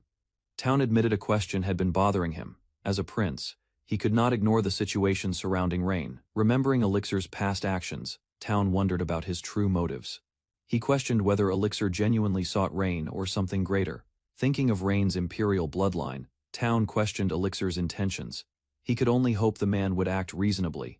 In New Domino Castle Town, citizens discussed the war's aftermath. Despite the noble's fall, uncertainty and grief still lingered. The town remained covered by a gloomy atmosphere. Many residents worried about what the new government would do next. Meanwhile, Yukio gathered his most trusted officials inside the castle. A formal meeting began to address urgent national matters. Before discussing future plans, Yukio raised the issue of a recent military defeat and questioned those responsible for diplomacy. One official defended his actions, explaining the enemy possessed overwhelming magical power. After hearing the explanation, Yukio acknowledged his point. During the meeting, an official defended himself by claiming his contributions were essential to the rebellion and new government. Yukio rejected the excuse. He declared that the official would bear responsibility for the disastrous military failure. Remaining calm, Yukio ordered a public judgment. He announced that the people would hear the charges and decide the verdict. The terrified official immediately begged for mercy. Unmoved, Yukio ordered the guards to take him away. As soldiers dragged the man from the chamber, he desperately pleaded for another chance. Yukio silently watched him leave. After removing the official, Yukio shifted the meeting's focus. He declared that a far more important issue remained. Yukio questioned the council's strategy. He could not understand why they sought peace immediately after a single defeat. Ignoring the shocked reactions, Yukio proposed sending gifts and treasures to Arcana. He viewed it as a practical first step. He explained that the nation should improve conditions before asking forgiveness. Yukio then ordered everyone to prepare proposals. The officials were left confused by the sudden direction. Nevertheless, they accepted the order and began considering possible plans. Before leaving, Yukio issued a final warning. Anyone avoiding responsibility would face severe punishment, alongside their entire family. The room fell silent as Yukio demanded results. He ordered everyone to create effective plans instead of seeking excuses. After making his position clear, Yukio ended the discussion. None of the officials dared challenge his instructions. Later, Yukio met privately with his trusted companions. Reflecting on the meeting, he admitted the situation had become exhausting. Yukio complained about governing the country surrounded by unreliable officials. He felt more like a manager fixing mistakes than a ruler. After the meeting, Yukio expressed his frustration. Too many soldiers had died, and he still needed to face another conflict. A commander suggested leaving domestic affairs in capable hands. However, she remained deeply angered by the government's past negligence. Her harsh criticism quickly drew a response. Another companion mocked her attitude, turning the discussion into a personal dispute. The argument escalated as both women exchanged insults. Neither showed any intention of backing down from the confrontation. The commander finally stepped forward in anger. While Yuki watched from the sofa, the quarrel threatened to become physical. As the argument continued, Yukio finally intervened. He ordered both women to stop fighting and focus on important matters. A young companion burst into laughter at the situation. He joked that both women cared too much about Yukio. The teasing only embarrassed Yukio further. While denying the claim, he struggled to hide his discomfort. Before the discussion could restart, the commander urged everyone to calm down and put their emotions aside. The young companion reminded the group of their mission. With Yukio preparing to enter enemy territory, cooperation had become more important than personal disputes. After calming down, the two women exchanged one final remark. Both reluctantly acknowledged Elixir's role in stopping their argument. Elixir laughed proudly at the outcome. Yukio, however, wished he had ended the quarrel much earlier. The conversation turned serious again. Elixir reminded Yukio that he still had important goals left to achieve. Yukio agreed without hesitation. He had no intention of sacrificing himself before fulfilling the responsibilities he carried. A painful memory resurfaced in Yukio's mind. Remembering a massacred town and countless innocent deaths, he renewed his vow to destroy the emperor responsible, no matter the cost. In Caputo territory, the kingdom prepared for approaching visitors. Seeing the massive scar, the king expected their arrival. The king believed the destruction would discourage further resistance. He hoped the enemy would abandon thoughts of continuing the conflict. Aya's subordinate agreed, but the king remained focused on protecting national interests above royal pride or reputation. As a carriage approached the castle gates, the king considered his next response. He intended to judge the visitors. The king decided to end the war if possible. However, should the visitors prove dishonest, he planned to demand reparations and send them away. Yukio and his companions arrived at the Caputo mansion. After entering the estate, they were escorted to a guest room. While the visitors settled in, hidden figures quietly took positions throughout the mansion. Elsewhere, an elderly noble awaited reports. The noble received confirmation that preparations were proceeding as planned. Hired thugs were already moving toward their destination. A scout delivered another update. Besides the sorcerer, Rain and several important companions were gathered in the same location. The report continued as the group relaxed inside the building, with Sansui, Mizu Saiga, Rain, and others together. The situation drew increasing attention. The noble expanded his plan and deployed elite agents. Although Rain was not the target, he ordered them to keep her unharmed. Aya's subordinate reported that the heirs of the 4 great noble houses were also present at the location. Without hesitation, the noble ordered their deaths. As long as Rain survived, he considered every other sacrifice acceptable. He acknowledged that eliminating the sorcerer and the heirs together would make the rebels disappear. Confident in his scheme, the noble imagined a brighter future for himself. He believed capturing Rain would escalate the war and secure his rise to power. The noble remained convinced of his plan. He believed the king and the 4 great noble houses would eventually regret opposing him. Imagining their future surrender amused him. He looked forward to the day they admitted his proposal had been correct. Before acting, he asked about the noble heir's escorts. He wanted to know exactly what forces protected them. The scout reported that Rain's adoptive father, Sansui, was present. Alongside him stood Pandora's wielder and only a few companions. For the first time, the noble hesitated. Hearing Sansui's name, he realized the operation might become far more dangerous than expected. The noble finalized his strategy, believing Sansui and the sorcerer could be overwhelmed by numbers. He ordered the attack to begin. Certain of victory, the noble celebrated in advance. He intended to continue the war until every rebel had been eliminated. Following his orders, several assassins infiltrated the mansion. Their mission was simple: capture the target and avoid unnecessary killing. The attackers struck without warning, but Yukio reacted immediately. Drawing his weapon, he intercepted the assassination attempt before it succeeded. Yukio swiftly overwhelmed the assassin and shattered his weapon. With complete confidence, he dismissed the attack as far too amateurish. A young noble confidently prepared an ambush inside the mansion. Believing victory was certain, he confronted his target without hesitation. The target reacted instantly and struck a large mirror above. Countless stored vases tumbled down, burying the attackers beneath chaos. Laughing at the failed trap, the noble rushed forward through the corridor. The attackers were left incapacitated under debris. Elsewhere, Dewey watched the situation unfold. She realized the trap had failed too quickly and suspected hidden forces. Brower and Dewey analyzed the incident carefully. They concluded the attack seemed organized, likely connected to a faction opposing peace. Rain reported that their master had finally found excitement after being targeted. She viewed the attack as unexpected good fortune. The pursued noble laughed while carrying his weapon. Although amused by the assassination attempt, he continued moving through the mansion. Dewey and Brower complained about his reckless attitude before they could continue. Another hidden attacker launched a sudden magical strike. The noble ignored the pursuit and advanced. More assassins appeared behind him, but he treated them as an annoyance. The attackers rushed together, believing they had cornered him. However, the confident noble remained calm as the confrontation reached its climax. After defeating several opponents, Sansui moved through the corridor. Ahead of him, 2 rebels noticed his presence and quickly reacted. From the far end of the hallway, Sax appeared in full armor. Watching his arrival, the rebels regained confidence in their mission. The beast warrior unleashed a powerful light barrier. In moments, the glowing wall surrounded Sansui. Leaping into the enclosed space, Sax launched a swift attack. Confusion spread among the rebels when his blade struck one of their own. Just before the assault could land, the barrier disappeared. A rebel lost balance, while Sansui stood unharmed behind them. The light barrier crumbled around Sansui as he stepped forward. Nearby, Sax swung his weapon exactly as anticipated. Seeing the attack fail, Sansui turned his attention elsewhere. A hidden cheat holder caught his notice, prompting a direct challenge. Rather than siding with the rebels, the young man declared loyalty to the Arcana Kingdom. Meanwhile, armed villagers gathered beneath the night sky. Outside a small shack, Sansui watched over the area while several women rested nearby. The quiet evening remained undisturbed. That peaceful moment soon ended when a group of armed prowlers approached the shack. After hearing the report, Sansui prepared to deal with the threat. The mistress ordered the complete execution of every intruder. Faced with the brutal command, Sansui considered how to proceed. Faced with a harsh execution order, Sansui considered the situation while armed prowlers continued approaching the isolated shack. Instead of waiting behind the building, he walked across the field and revealed himself, causing the advancing group to halt. A reckless attacker charged forward with a raised blade, but a simple movement from Sansui ruined the strike and footing. Choosing not to draw his sword, Sansui grabbed a wooden frame and swung it downward with overwhelming force. As blood stained the grass beneath them, the clash ended abruptly.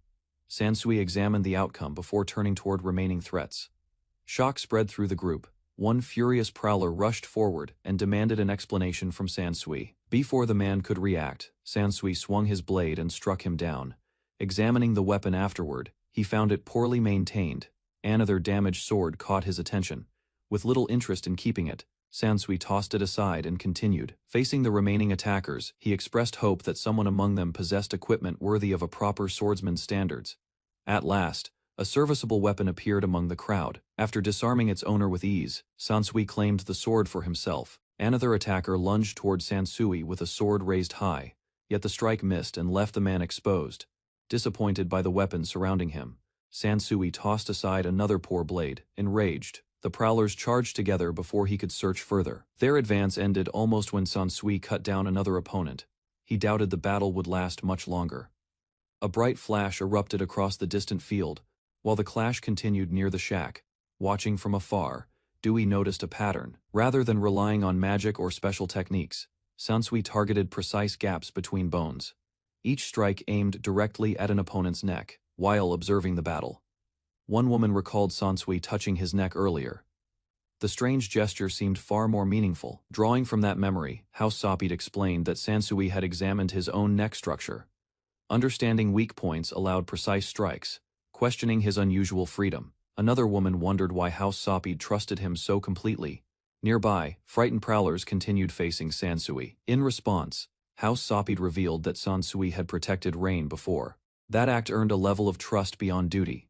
Comparing the situation to ordinary retainers, she explained that loyalty could not be forced. Sansui remained because of personal conviction. While discussing Sansui's loyalty, House Sapid declared that anyone threatening Rain would face execution. The statement reminded Akril of something. House Sapid revealed Desia's greatest asset, Shun Ukiyo. According to her, his talent appeared once every 10,000 years. Even the legendary Suiboku failed to impress her by comparison. In House Sapid's eyes, Shun possessed far greater potential. Elsewhere, several followers rushed across the field to secure Rain's safety. Hearing distant screams, they realized fighting had already begun. Approaching the battlefield with caution, the group discovered an unfamiliar object planted in the ground. Unsure of its purpose, they stopped. The deeper they ventured into the field, the more rods appeared around them. Unease spread as the pattern became impossible to ignore. Waiting beneath the moonlight at the center of the formation stood Shun Ukiyo. With a smile, he greeted the newcomers. As the intruders surrounded the field, Shun greeted them with a relaxed smile. Suddenly, a mysterious woman appeared beside him. Startled by the unexpected arrival, several followers suspected Shun had already activated Pandora. Others struggled to understand the situation. Hoping to strike first, one attacker launched a wind blade toward Shun. The attack sliced through his clothing but failed. Fragments of torn fabric drifted through the air as Shun remained unharmed. Delighted by the result, the woman rushed closer. Ignoring the tension around them, she began teasing Shun while clinging to him. Embarrassed by her behavior, he demanded professionalism. After hearing their intentions, Shun correctly guessed that the group had come seeking Rain. His conclusion left several intruders stunned. Fear spread among the followers when Shun exposed their objective so easily. Trembling beneath their cloaks, they struggled to respond. Although he condemned their mission as disgraceful, Shun showed no anger. Behind him, Pandora reacted strongly to the conversation. Without giving the intruders another chance, Pandora answered in Shun's place. Dark power erupted across the field, as her name echoed. Black armor materialized around Pandora's enormous form, transforming her into a terrifying giant. The nearest followers collapsed upon witnessing it. Towering over the battlefield, Pandora challenged the intruders to defeat her first. Only then, she declared, could they reclaim their country. Nearby Sansui stood among fallen enemies and continued his task without hesitation. A handful of survivors still remained standing. Fear overwhelmed the remaining attackers as they surveyed the battlefield. Surrounded by defeated comrades, they began viewing Sansui as a monster. Desperate to escape, several men proposed taking hostages from the shack. Their reckless plan sent Akrill and House Sopped into panic. Before anyone could reach the building, Sansu appeared in their path. The sudden interception left the wood, captors frozen with fear. Panicked by Sansui's sudden appearance, one survivor attempted to flee across the field. The desperate escape ended before it truly began. A single strike dropped the fleeing man, scattering blood across the grass. Witnessing the scene, the remaining attackers begged for mercy, ignoring their surrender. Sansui informed the group that death awaited everyone present. His warning erased any remaining hope among them. Several men pleaded that they were only hired workers supporting their families. Hearing their excuses, Sansui responded with uncomfortable honesty. Before the discussion could continue, House Sopped arrived with Rain and Akrill. Approaching the battlefield, she praised Sansui's completed work. After receiving praise from House Sopped, Sansui knelt respectfully and expressed his gratitude. Even so, she reminded him the task remained unfinished. Surveying the battlefield covered with bodies, House Sopped noted that the conflict appeared finished. Sansui answered with a brief apology instead. Akrill and Hapine admired the results of Sansui's swordsmanship. Examining the wounds, they praised the precision behind every cut. Despite the compliments, Sansui suggested allowing several survivors to live. Their testimony could spread stories of Arcana's strongest swordsman. House Sopped dismissed the proposal without hesitation, arguing that Hapine and Akrill already served that purpose. Additional witnesses offered little value. Accepting her decision, Sansui rose and prepared to continue. Nearby survivors screamed in terror after realizing their fate remained unchanged. Shun and the others watched over the sleeping Rain. With the fighting outside growing quiet, they assumed the danger had passed. Moments later, heavy footsteps approached from across the field. Hearing the sound, everyone turned and realized the battle had ended. Pandora arrived in her massive armored form, towering above the gathered group. Even Akrill appeared, shocked by her enormous size. Once the transformation faded, Pandora wrapped herself around Shun and celebrated.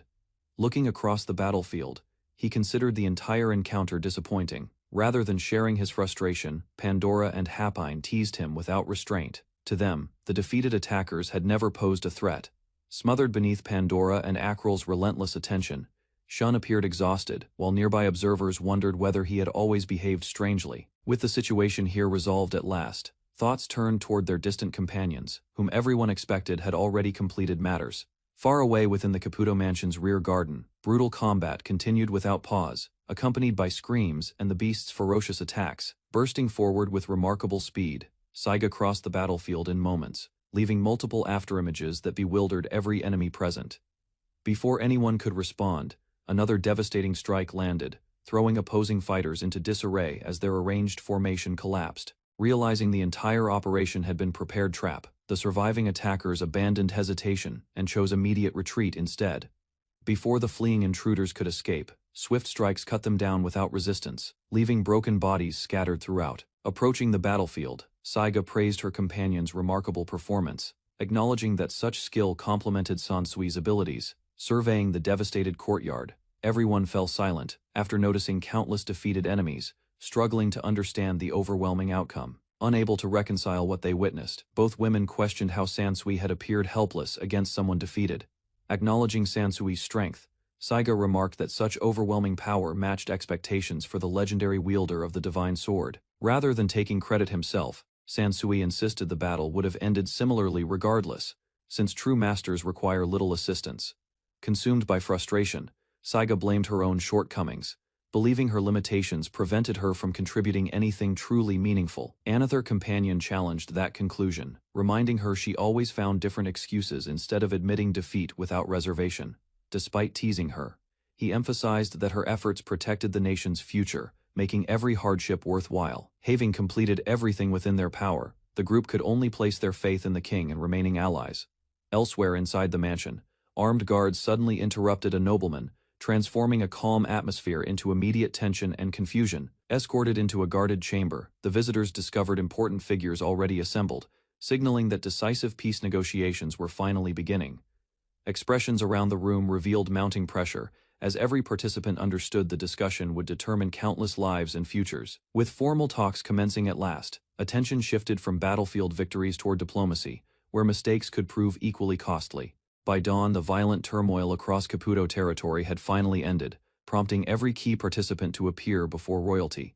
Gathered atop the fortress walls, nobles, heirs, trump cards, and warriors surveyed the aftermath, while reflecting upon recent events. As important figures assembled together, an uneasy prisoner was brought forward. Realizing judgment from the kingdom had finally arrived, the king addressed Nuri with visible disappointment, declaring that his reckless actions had exceeded every acceptable boundary imaginable. Desperate to avoid punishment, Nuri immediately denied responsibility, insisting unknown conspirators orchestrated everything to damage his reputation instead. Questioned by the king, Nuri's confidence crumbled after realizing evidence suggested the conspiracy had existed from the beginning. Without denying involvement, Shun calmly confirmed their suspicions, stating that Nuri's invitation had caused considerable inconvenience and trouble.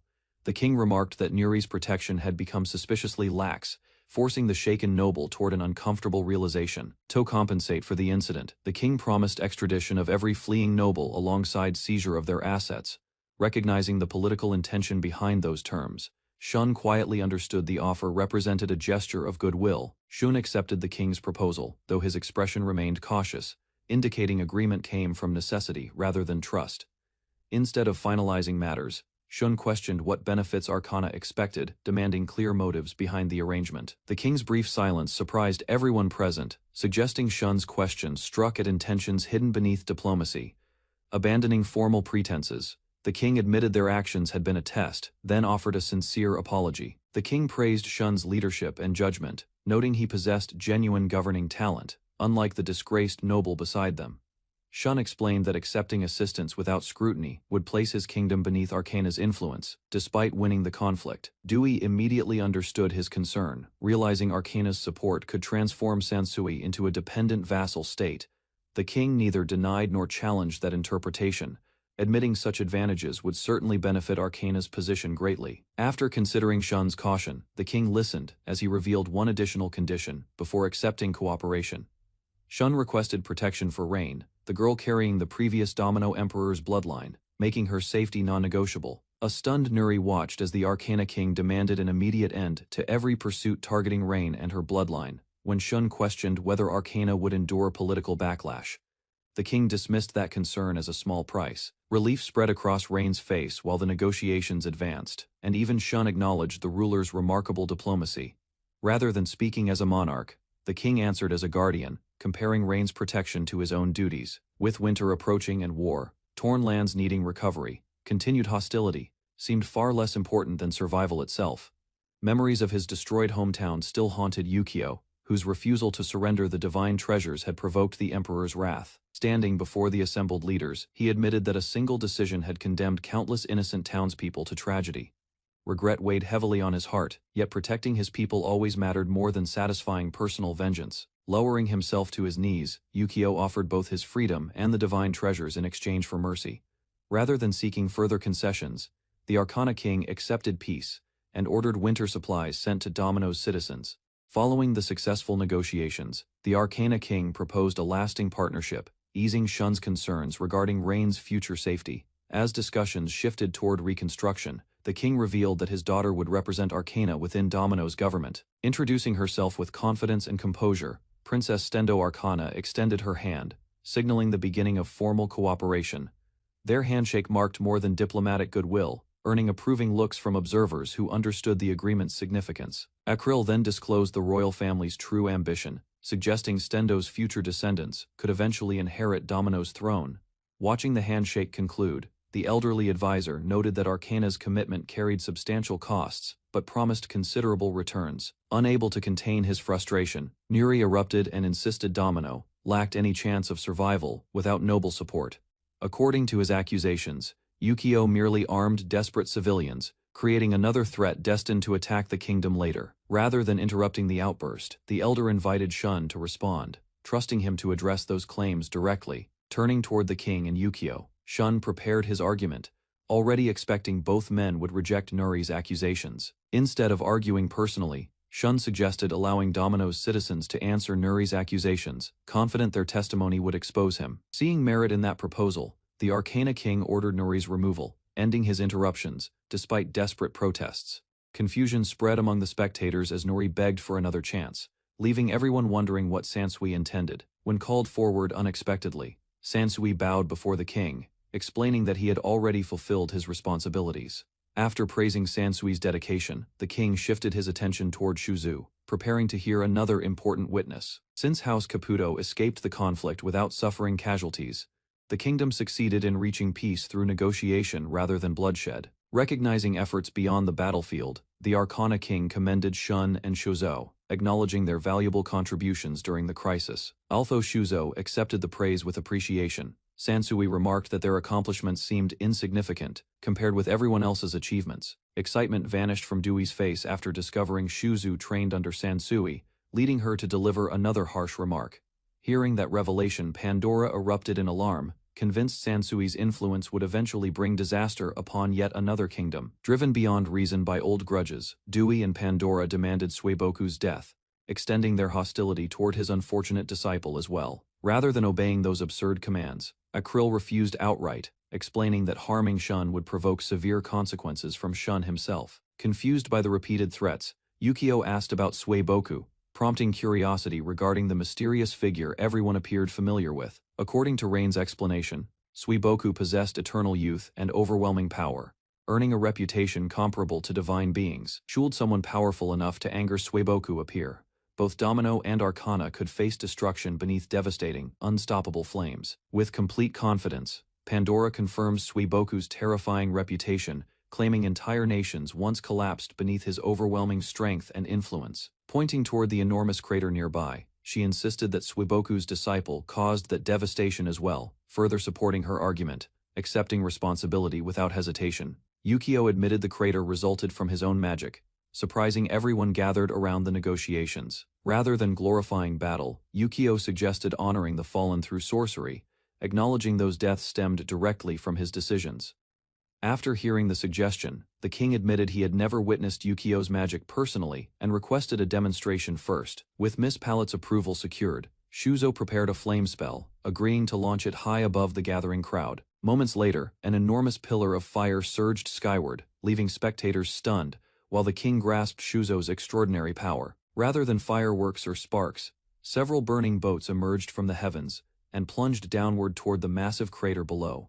With the memorial demonstration concluded, the burning vessels completed their descent into the crater, leaving everyone along the walls speechless. At the sight of that spectacle, the divine treasures erupted into panic, convinced another catastrophic attack had just begun.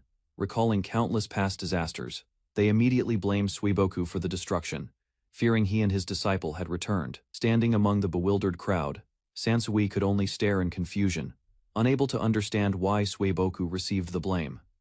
Still traumatized by previous encounters, the divine treasures complained that the pair had destroyed a ship pursuing them for centuries. Raising his voice in protest, Noah explained that the fiery accident resulted from a magical demonstration, rather than any action by Suiboku. Embarrassed by the misunderstanding and resulting chaos, Noah offered a sincere apology, while Yukio accepted responsibility for the mishap. Looking across the gathering, the divine treasures reacted with surprise, after realizing every treasure-bearer had assembled together here.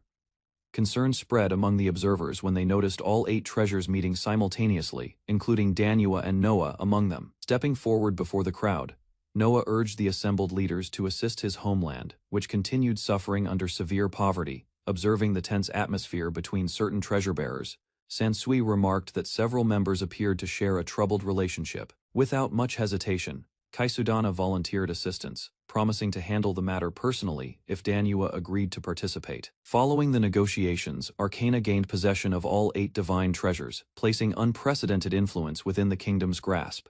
Meanwhile, Danua prepared for a journey toward Domino's capital, where her treasure's ability to produce food attracted attention. Upon returning the treasures to Domino, Noah would travel under House Caputo's protection, thanks to the alliance secured. Following the peace agreement, Yukio learned additional details about his master's past, though those revelations mattered less than recent events. Arriving at the farmhouse afterward, Dewey witnessed Rain rushing toward Sansui, relieved that he had returned without injury. Clinging tightly to Sansui, Rain confessed her fears through tears, while he reassured her that the danger had passed. Encouraged by Sansui's words, Rain smiled again and agreed that everyone responsible for protecting her deserved proper gratitude. Gathering together one final time, the group received Rain's heartfelt thanks, marking the conclusion of both conflict and war. With negotiations concluded and tensions settled, the kingdom's most influential figures departed together, returning toward their respective homes and duties. During the carriage ride, Shun complained about traveling beside Arcana, believing Noah and Danua provided far greater practical value. Offended by that remark, Arcana argued that Noah and Danua functioned more like tools, while treasure-bearers possessed greater significance. Unimpressed by her reasoning, Shun dismissed the comparison entirely, insisting personal worth should never depend upon usefulness alone. Meanwhile, Noah reflected on the journey with satisfaction, describing the experience as enjoyable and expressing gratitude for joining. Thinking ahead toward future gatherings, Noah hoped Biwobu could attend someday, while reassuring her grandfather remained healthy and active. Observing Noah's carefree optimism, Shun remarked that such enthusiasm usually signaled approaching trouble, rather than continued peace and stability. Laughing off those concerns, Noah declared that any future problems could be entrusted to her grandfather, earning weary resignation. With the conflict finally concluded, daily life across Domino settled into peace again, while Dewey's residence hosted relaxed gatherings. Those exiled nobles who attempted reclaiming influence after the war faced consequences, ensuring their ambitions no longer threatened stability. Credit for Rain's safety belonged partly to King Yukio, whose intervention convinced Lord Ikkyo to abandon revenge entirely. Watching Shun and Sansui continue training together, Shuzu noted that influential figures seemed occupied with surprisingly questionable activities lately. Holding her drink with amusement, Saiga questioned Rain's fixation on training, suggesting sword practice might remain unnecessary for years. Rather than focusing only on swordsmanship, Shun explained that true growth required mastering fundamentals, while developing broader skills simultaneously. Addressing Saiga before everyone present, Shun stated that recognizing personal shortcomings remained essential for meaningful improvement and future progress. According to Shun's assessment, excessive dependence upon divine treasures and inefficient mana control represented Saiga's 2 greatest weaknesses. To offset those limitations, he recommended adopting a sword form capable of combining multiple spells while improving practical combat performance. Rejecting the suggestion without hesitation, Sansui declared that forms were unnecessary because perfect actions emerged naturally within decisive moments. Hearing Sansui's explanation, Danua became excited and admitted that she hoped to reach such extraordinary heights through her own efforts someday. Without wasting another moment, Sansui instructed Shun to ready his weapon, explaining that practical weaknesses emerged through direct combat. Taking his stance across the training ground, Sansui announced that he would attack first while expecting Shun to respond appropriately. Observing his opponent's posture, Sansui immediately identified the head as an obvious target and prepared his opening strike. Remembering his previous mistake, Shun kept his eyes open, stepped forward decisively, and launched an aggressive counterattack instead. Before Shun could complete his attack, Sansui intercepted the strike effortlessly and pointed out that his swing exposed openings. Although the technique contained flaws, Sansui acknowledged Shun's progress, noting that repeated practice would have succeeded during demonstrations. Offering broader advice, Sansui explained that mastering swordsmanship required predicting opponents' next actions instead of memorizing isolated techniques. Curious about practical application, Danua questioned the lesson, prompting others to encourage Sansui into providing a clearer explanation. Drawing upon sage teachings, Sansui revealed that experienced sages perceive surrounding environments directly, granting awareness beyond ordinary observation. During his training years, Sansui spent considerable time observing animals hunt, carefully studying both successful attempts and failed pursuits. By watching countless creatures compete for survival, he gradually uncovered patterns governing movement, timing, positioning, and decision-making during conflict. Interested by the explanation, Shun remarked that hunting wild animals sounded remarkably similar to warfare and organized combat. Those observations eventually sharpened Sansui's tactical instincts, though he admitted his master often laughed whenever he described them. Instead of seeking wisdom exclusively through introspection, Sansui's teacher encouraged learning from nature, believing valuable lessons existed everywhere. According to Sansui, his master emphasized maintaining broad perspective and sharp observation, teaching that true understanding depended upon one's character. Hearing that explanation, Shun joked that receiving such advice earlier would have spared him considerable confusion and frustration. Danua realized Sansui's teacher intentionally avoided direct answers, believing genuine comprehension carried greater value when discovered independently. Smiling wryly, Sansui admitted those unconventional lessons worked for his master, though ordinary students required different approaches altogether. After reflecting upon the discussion, Shun resolved to continue improving himself before the scene shifted toward the royal capital. Later activity within the royal capital drew attention when townspeople gathered around a notice attracting considerable public interest. The posted announcement challenged capable warriors to defeat Sansui, offering prestige, recognition, and rewards to anyone achieving victory. Crowd members debated the challenge intensely, with some praising Sansui's accomplishments, while others questioned whether he deserved such reputation. Tempted by promised fame and convinced Sansui seemed overrated, several ambitious fighters decided to participate without hesitation whatsoever. Soon after the challenge spread across the capital, Shun encountered a group of female swordswomen seeking the nation's strongest fighter. Introducing herself with complete confidence, Ran declared her intention to defeat Shun and claim recognition as the country's greatest swordswoman. Before her boast could settle, Ran launched a reckless attack, only to find herself completely outmatched within moments. Shun countered effortlessly and exposed a critical opening, demonstrating that her technique lacked practical experience, despite considerable confidence. A follow-up strike ended the match immediately, leaving Ran's companions speechless as their leader crashed into the ground, watching Ran suffer. Such a swift defeat, her companions panicked immediately and rushed forward determined to assist their fallen leader. As challengers continued appearing day after day, Shun remarked that the growing number of contestants was becoming increasingly troublesome. Meanwhile, attention shifted toward the Academy Garden, where several familiar faces gathered after hearing news surrounding the challenge. The public response exceeded expectations considerably, attracting warriors from many backgrounds who viewed the event as a valuable opportunity. Standing before the assembled crowd, Dewey clarified the rules, explaining that substantial rewards awaited anyone landing a single hit. Watching the enormous crowd gather around the arena, Sansui remarked that attracting such numbers with a simple challenge felt excessive, despite his uncertainty. Encouragement from spectators convinced Sansui to proceed, while others urged him not to hold back. Grinning with excitement, Dewey pointed toward the challengers and demanded that Sansui overwhelm every contestant with undeniable superiority.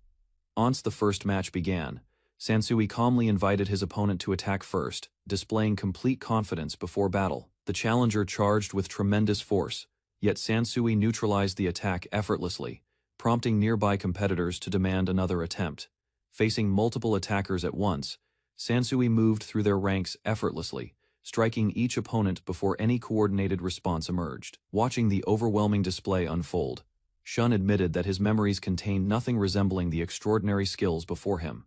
Meanwhile, the spectators reacted with mixed amazement and disbelief, agreeing that the entire situation had become increasingly absurd. After observing Sansui's strength firsthand, Dewey concluded, there remained little reason for concern regarding the challenge's eventual outcome. What impressed her most was not merely Sansui's power, but his willingness to greet every challenger with courtesy. Comparing the two men, she remarked that Sansui resembled Suiboku greatly, particularly in temperament, attitude, and treatment of others. Although he wanted nothing more than watching Sansui's matches continue, duty required him to leave and attend pressing matters. Curious about his sudden departure, Danua asked what business demanded attention, expecting something important behind his decision. Turning back with a smile, Sansui revealed that delicate negotiations awaited him, and he intended contributing personally toward them. Seeking advice about her son, a concerned mother met Dewey Spade and explained that the boy possessed magical power requiring proper guidance. While listening, Dewey considered several possibilities, noting that some children carried rare talents despite uncertain magical aptitude. Following her assessment, Dewey reached an unusual conclusion. Although the boy could study alongside students, actual spellcasting would remain impossible. Hearing the verdict, the mother lowered her head and expressed gratitude, accepting the outcome while worrying about her child's future. After their departure, silence settled across the office as Dewey reflected on the meeting, recalling past years and countless similar cases. Not long after the previous meeting, a noble named Mahjong arrived before Dewey Spade, offering an apology for keeping her waiting. Mahjong reassured Dewey that no inconvenience had occurred, then expressed his wish to establish a beneficial partnership. Once both parties settled into discussion, Mahjong proposed sharing knowledge from his homeland in return for access to Dewey's techniques. Among the requested arts were Shadow's Descent and God's Descent, powerful abilities whose reputation had spread far beyond ordinary practitioners. Although Dewey understood his interest, Mahjong revealed one limitation: God's Descent remained a royal secret, placing the technique beyond instruction. Rather than requesting Shadow's Descent, Mahjong explained that a healing ability capable of saving others held far greater value. Satisfied with the agreement, Mahjong thanked Dewey for her cooperation and felt confident that the exchange would strengthen his homeland. During their conversation, Dewey mentioned that Master Sansui was engaged in battle, surprising Mahjong, who had known nothing about it. Thoughts soon turned toward Sansui himself.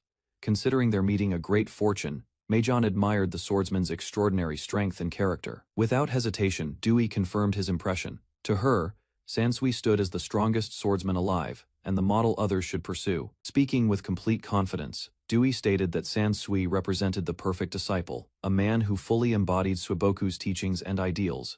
Meanwhile, a carriage crossed the countryside carrying Sansui and his companions, where praise for his recent achievements became the topic. As compliments continued around him, the atmosphere grew increasingly awkward for Sansui, while his daughters appeared far prouder than him, unable to handle the attention. Sansui received the remarks with embarrassment, concerned by their effect. Mahjong offered gentle advice. Moments later, Sansui stepped outside the carriage to compose himself. Across the open plain, an unexpected figure suddenly caught his attention. Waiting beside the road, a group of girls greeted Sansui upon his arrival. Their leader stepped forward, eager for another challenge. Recognizing her immediately, Sansui noted that she had learned little from their previous encounter. Undeterred, she launched another attack. The confrontation ended almost instantly as her charge failed. Remaining calm, Sansui instructed her to challenge him only at designated grounds. Leaving the defeated girl behind, Sansui returned toward the carriage. To him, the matter amounted to another interruption already resolved. Inside, his companions praised the girl's improved manners. Hearing this, Sansui admitted responsibility before noticing their exhausted challenger nearby. The following morning, several students gathered in the school garden. Driven by admiration, one boy declared his intention to surpass Sansui someday. Upon reaching the training ground, he discovered a shocking sight. A mountain of defeated opponents surrounded the girl who challenged Sansui. Before anyone could react, another student rushed forward and warned him. An instant later, the determined girl launched her attack. Chaos spread across the battlefield as she drove everyone aside. Convinced that only she deserved the challenge, her obsession intensified further. Consumed by excitement, the girl rushed forward with reckless speed, forcing the beast warrior to defend against her assault. Despite her ferocity, the enchanted armor absorbed the damage. Blood stained her hand instead, while frustration continued building inside her. Recognizing the danger, nearby allies shouted warnings at Saiga. Their concern proved justified as the battle spiraled further out of control. A sudden counterattack changed everything. Before she could react, the beast warrior struck decisively, sending her crashing across the field. Silence followed the impact as the injured girl collapsed. Watching the aftermath, the others scolded Tsunai for pushing herself too far. Refusing to accept defeat, Tsunai rose once more. To everyone's surprise, her injuries vanished, leaving the beast warrior stunned. Determined to continue the battle, she rushed forward alone. Witnessing her advance, several students hurried behind, hoping to support her. The battlefield descended into confusion as reckless attacks surrounded the beast warrior. Frustration mounted when their predictions failed against him. Seeing the situation worsen, the beast warrior unleashed powerful fire magic. Towering flames erupted across the field and forced everyone back. Within moments, an enormous wall of fire separated both sides. Unable to approach their target, the students watched their opportunity disappear. Watching Tsunai advance again, the beast warrior received new instructions. At the same time, he was ordered to keep others away. Ignoring the warning signs, Tsunai attacked with even greater determination. Defeating such a formidable opponent promised recognition worthy of her efforts. Anger flashed across the warrior's face after hearing her reckless declaration. Nevertheless, every strike she delivered failed to achieve results. Rather than showing exhaustion, Tsunai continued pressing forward. Her confidence grew further as she claimed to possess no limits. As the confrontation continued, Sune listed the advantages behind her confidence, emphasizing overwhelming strength, swift movement, and superior physical abilities. Adding another remarkable trait, she revealed a body capable of recovering from injuries instantly. The declaration left the beast warrior unsettled. Driven by absolute certainty, Sune proclaimed herself the strongest martial artist alive. Convinced of her superiority, she rejected the possibility of defeat. Without waiting for a response, she resumed her assault and pressured her opponent relentlessly. Nearby spectators shouted while the battle intensified. Observing the exchange closely, the beast warrior reached an unexpected conclusion. Against all expectations, Sune appeared to be gaining the advantage. Even while defending himself, the beast warrior noticed a critical change. Sune's relentless attacks had begun slowing, despite her confidence. Sune insisted her limitless body made defeat impossible. Nevertheless, repeated clashes continued, placing greater strain upon her. Midway through another declaration, an unexpected sensation interrupted her thoughts. Looking down, she finally noticed wounds failing to heal. Before panic could overwhelm her, a woman stepped forward and explained the truth. Every extraordinary ability possessed limits she never understood. Standing across the battlefield, the woman delivered a final lesson, mistaking endurance for invincibility. Sune had ignored the limits governing her body. As Sune collapsed, Ran challenged her final claim. Despite boasting unmatched strength, she had failed to overcome her opponent. Rushing to her side, Sansui caught the weakened Ran before she fell. Seeking his opinion, she asked whether her efforts impressed him. After praising her performance, Sansui listened as Ran discussed similar individuals from history. Their conversation soon turned toward regenerative abilities. While resting, Ran became the subject of an explanation. Rarely, people possessing extraordinary traits were known by a special title, according to the account. Such individuals displayed immense physical power and remarkable healing. Legends described them as martial prodigies born for battle. Expanding on her explanation, the woman revealed that Meijin's kingdom called such gifted individuals berserkers due to their unusual abilities. Drawing from royal knowledge, Ran described the established method for defeating berserkers. Success depended on exploiting the limits of their regeneration. Even so, the strategy carried a severe restriction. Only someone capable of performing God's descent could execute it successfully.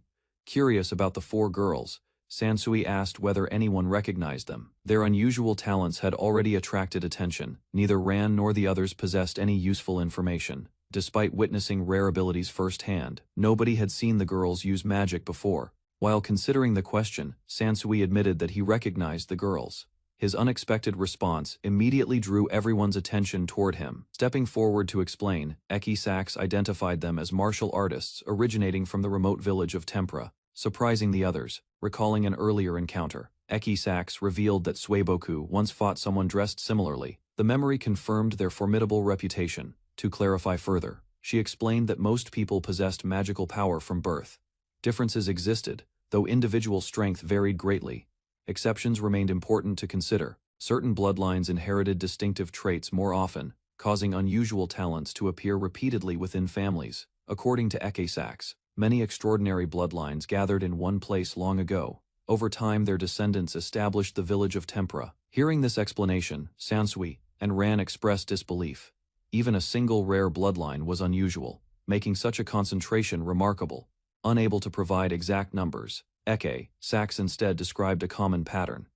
Every bloodline originated from a founder possessing exceptional natural talent. Eki Sax emphasized that inherited abilities emerged. Their users employed suitable techniques without training or conscious understanding. Using Ran as an example, she explained that Berserker strengthened the body. The revelation answered several questions troubling the group. However, the power carried a dangerous weakness. Should magical energy run dry before recovery finished, the user would perish. Those words shocked the girls surrounding Ran. Panic spread quickly when they realized her injuries had stopped healing altogether. Fear soon turned into desperation as they pleaded for help. Holding Ran in his arms, Sansui listened while assessing her condition. Following Sansui's decision, Ran was admitted to the school reception hall. Her companions gathered, watching over her condition. Once everyone settled inside, questions arose regarding the girls' origins. Their unusual background had become important to understand. Speaking on behalf of the group, one girl explained that they came from Tempra. There, 10 martial arts families preserved distinct traditions. Attention soon returned to Ran's history. Despite belonging to the main family, Her extraordinary strength appeared long before formal training began. Throughout childhood, Ran surpassed even fully grown adults in physical ability. Because of those achievements, the other girls admired her.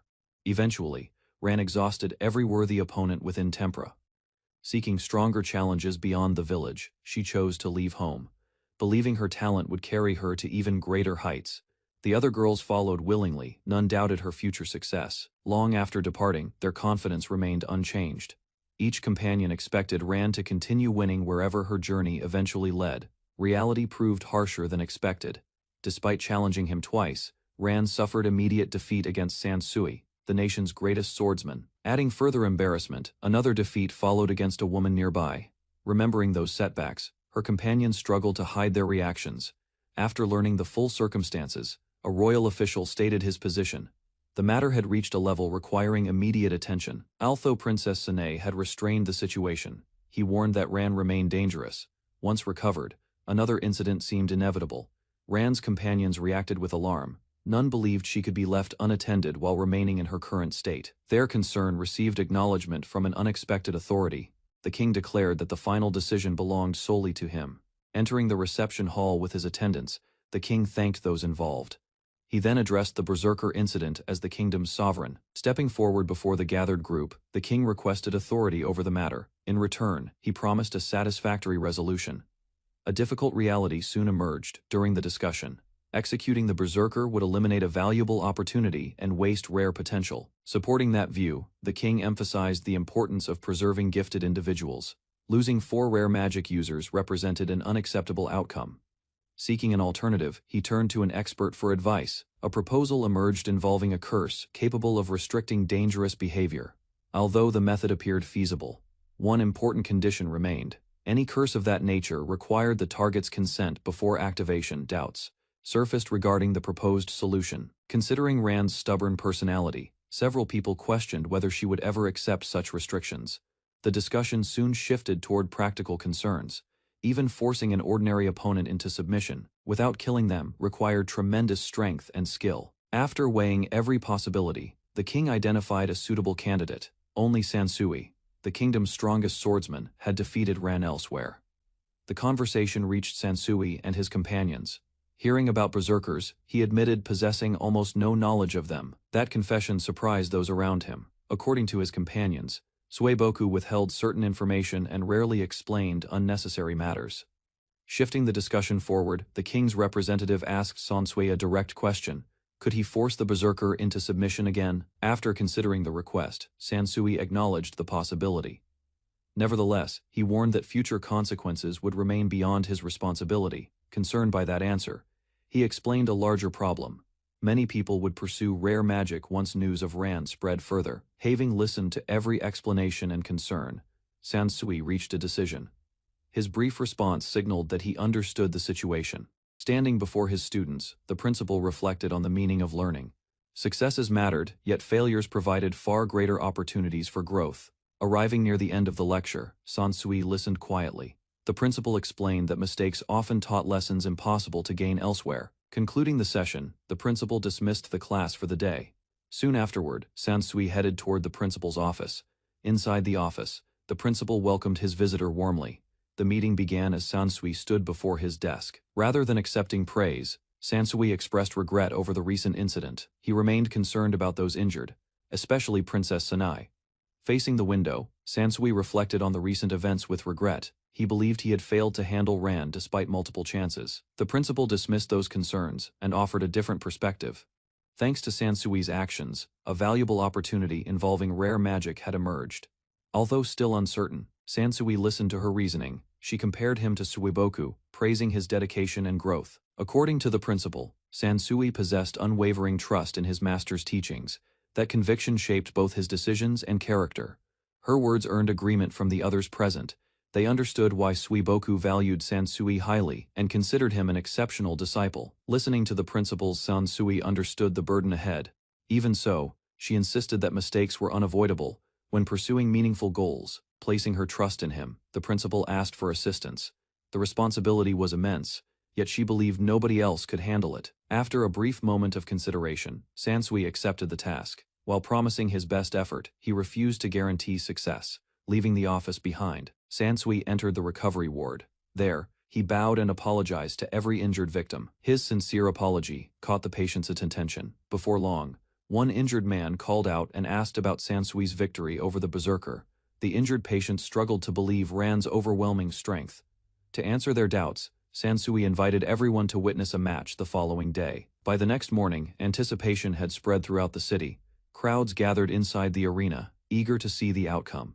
The recovering victims watched. Memories of their defeat by Ran remained fresh, making the upcoming battle difficult to ignore. Important figures soon arrived. Royal officials, students, companions, and respected masters filled the viewing area together. Standing across from Ran in the arena, Sansui assessed her condition. When Brower asked for his opinion, he remarked that she seemed unchanged. Feeling relieved by those words, Sansui expressed his gratitude. The encouragement eased concerns he had carried into the match. Suddenly realizing his intention, Brower tried to stop him. Before she could continue, Sansui confirmed his decision without hesitation.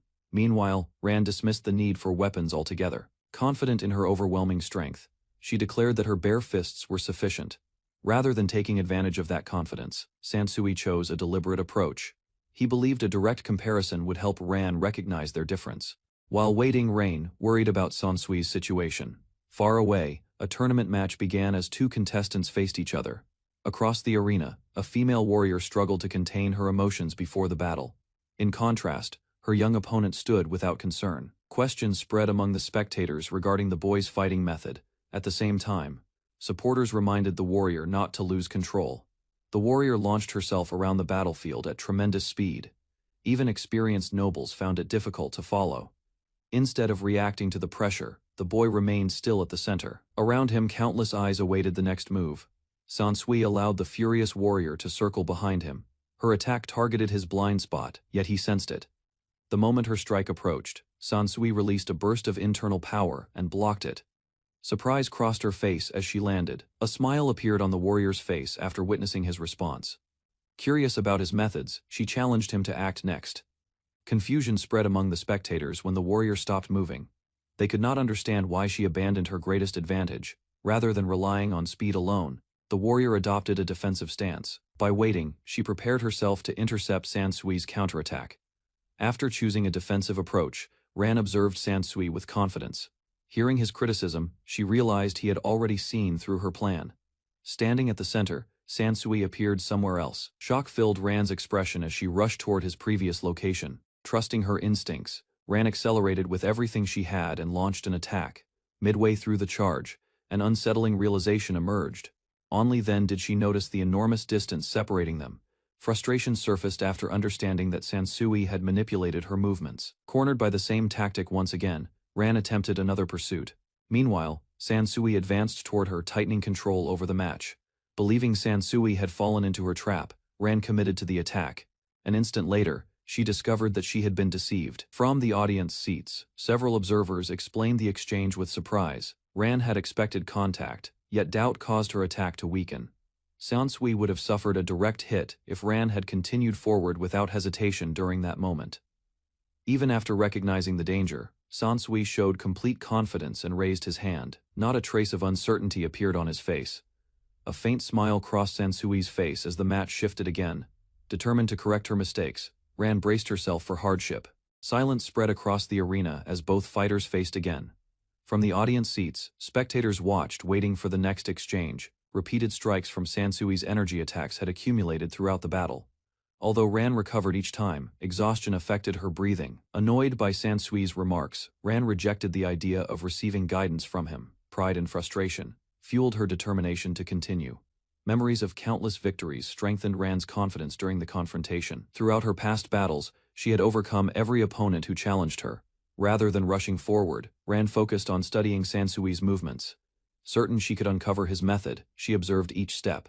As Sansui walked across the arena, several spectators listened to his explanation. He warned that predicting an opponent's actions limited one's choices. Nearby, Mizu Saiga followed his words with growing concern. The realization slowly formed as she watched Sansui approach. Sweat appeared across Saiga's face when Sansui exposed her weakness. Her uncertainty had become visible, allowing him to read her intentions. Determined to regain control, Saiga prepared a sudden attack while studying his movements. She believed careful observation would create an opening. The strike passed as Sansui avoided it with ease. Looking puzzled, he questioned why she complicated such a simple battle. Sliding across the battlefield, Ran struggled to follow Sansui's movements. Spectators realized his technique disrupted her ability to predict attacks, maintaining a calm pace. Sansui explained that the body reacted before conscious thought. His words only deepened Ran's growing frustration. Unable to tolerate his constant lessons, Ran exploded in anger. She rejected his guidance and demanded that he stop. Before she could recover her composure, Sansui used a mysterious technique. With effortless precision, he lifted Ran into the air. Panic replaced anger as Ran lost control of her balance. Mid-air. Moments later, Sansui delivered a clean strike that sent her flying. Ran crashed across the arena floor. After Sansui's strike landed, watching from the stands, several spectators reflected on his teachings. Nearby, a student recalled Sansui's explanation of true swordsmanship. According to that lesson, awareness and judgment formed the foundation of strength. With admiration in her voice, Rain offered a simple conclusion about Sansui. To her, he stood above every swordsman alive. Dust lingered across the battlefield while Sansui approached his fallen opponent. Even then, he continued questioning the value of excessive patience. Humiliation and frustration burned within Ran.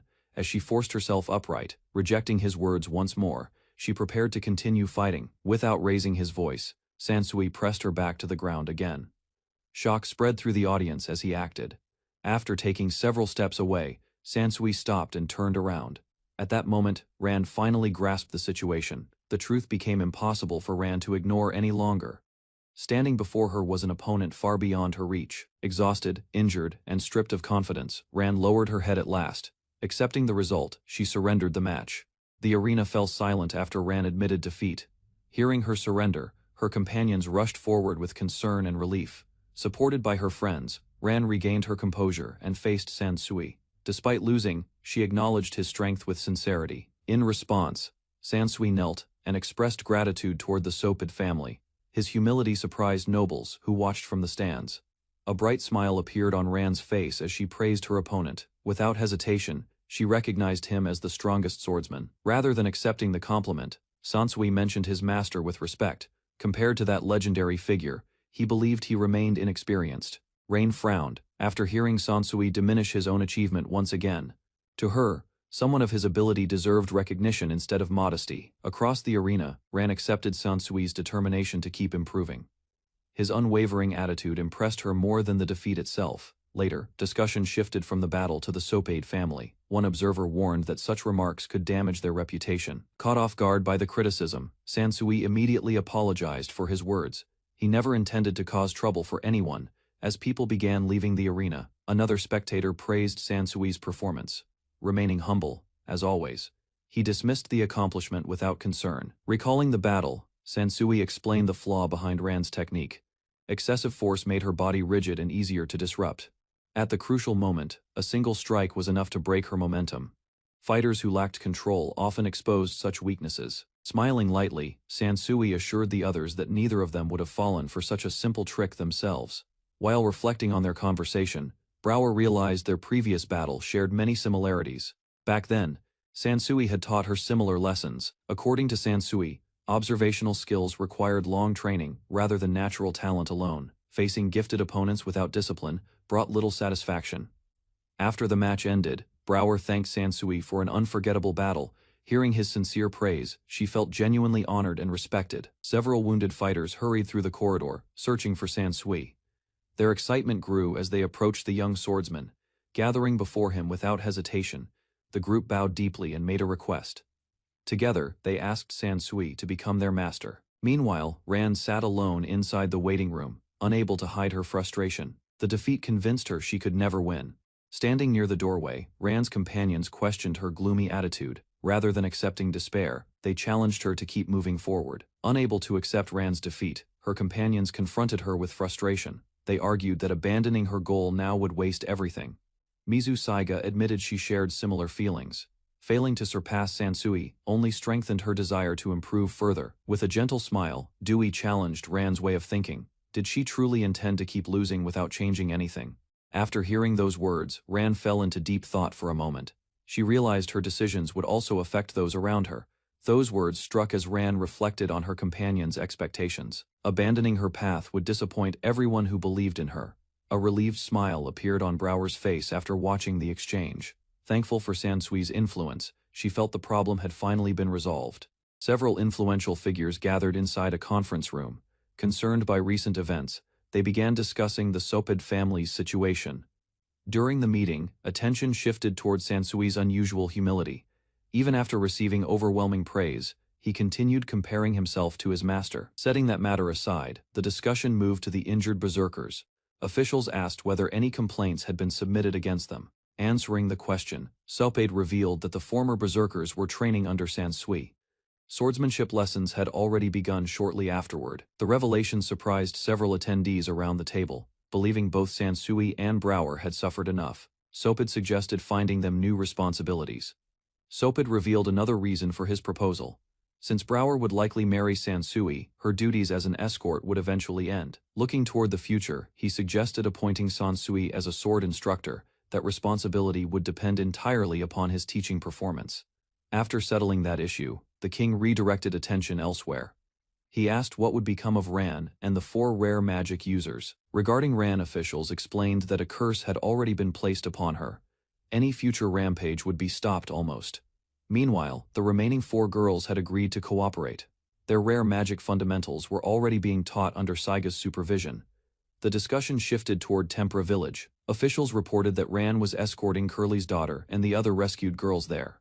The king admitted surprise. After learning the hidden settlement existed within his own territory, he had known unexplored land remained, though not that village. Sopid explained that no plans existed to annex Tempera into the kingdom. Its isolation made their late discovery understandable. Even without annexation, the king hoped to establish friendly relations. Tempera reportedly possessed 10 rare magic bloodlines, making cooperation extremely valuable. A noblewoman added that diplomacy could improve relations with the academy's principal. Her suggestion caught the king's attention immediately. The conversation returned to Tempera village. According to his report, villagers had cornered Saboku, Lightning Blade's master. One noble remained skeptical, despite hearing the story.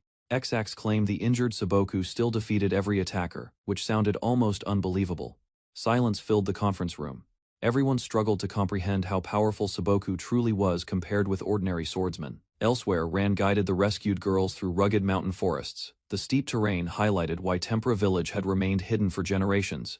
As they climbed higher along the difficult path, several travelers complained about the incline. Others agreed that discovering the village would never have been easy. As the exhausting climb continued through dense mountain forests, Ran encouraged the girls to keep moving, explaining that proper training would improve endurance.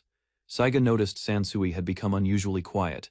His thoughtful expression suggested he was contemplating something important. When Saiga asked, Sansui admitted he had been reflecting on Saboku. Despite constant praise, he still wondered about the swordsman's true strength.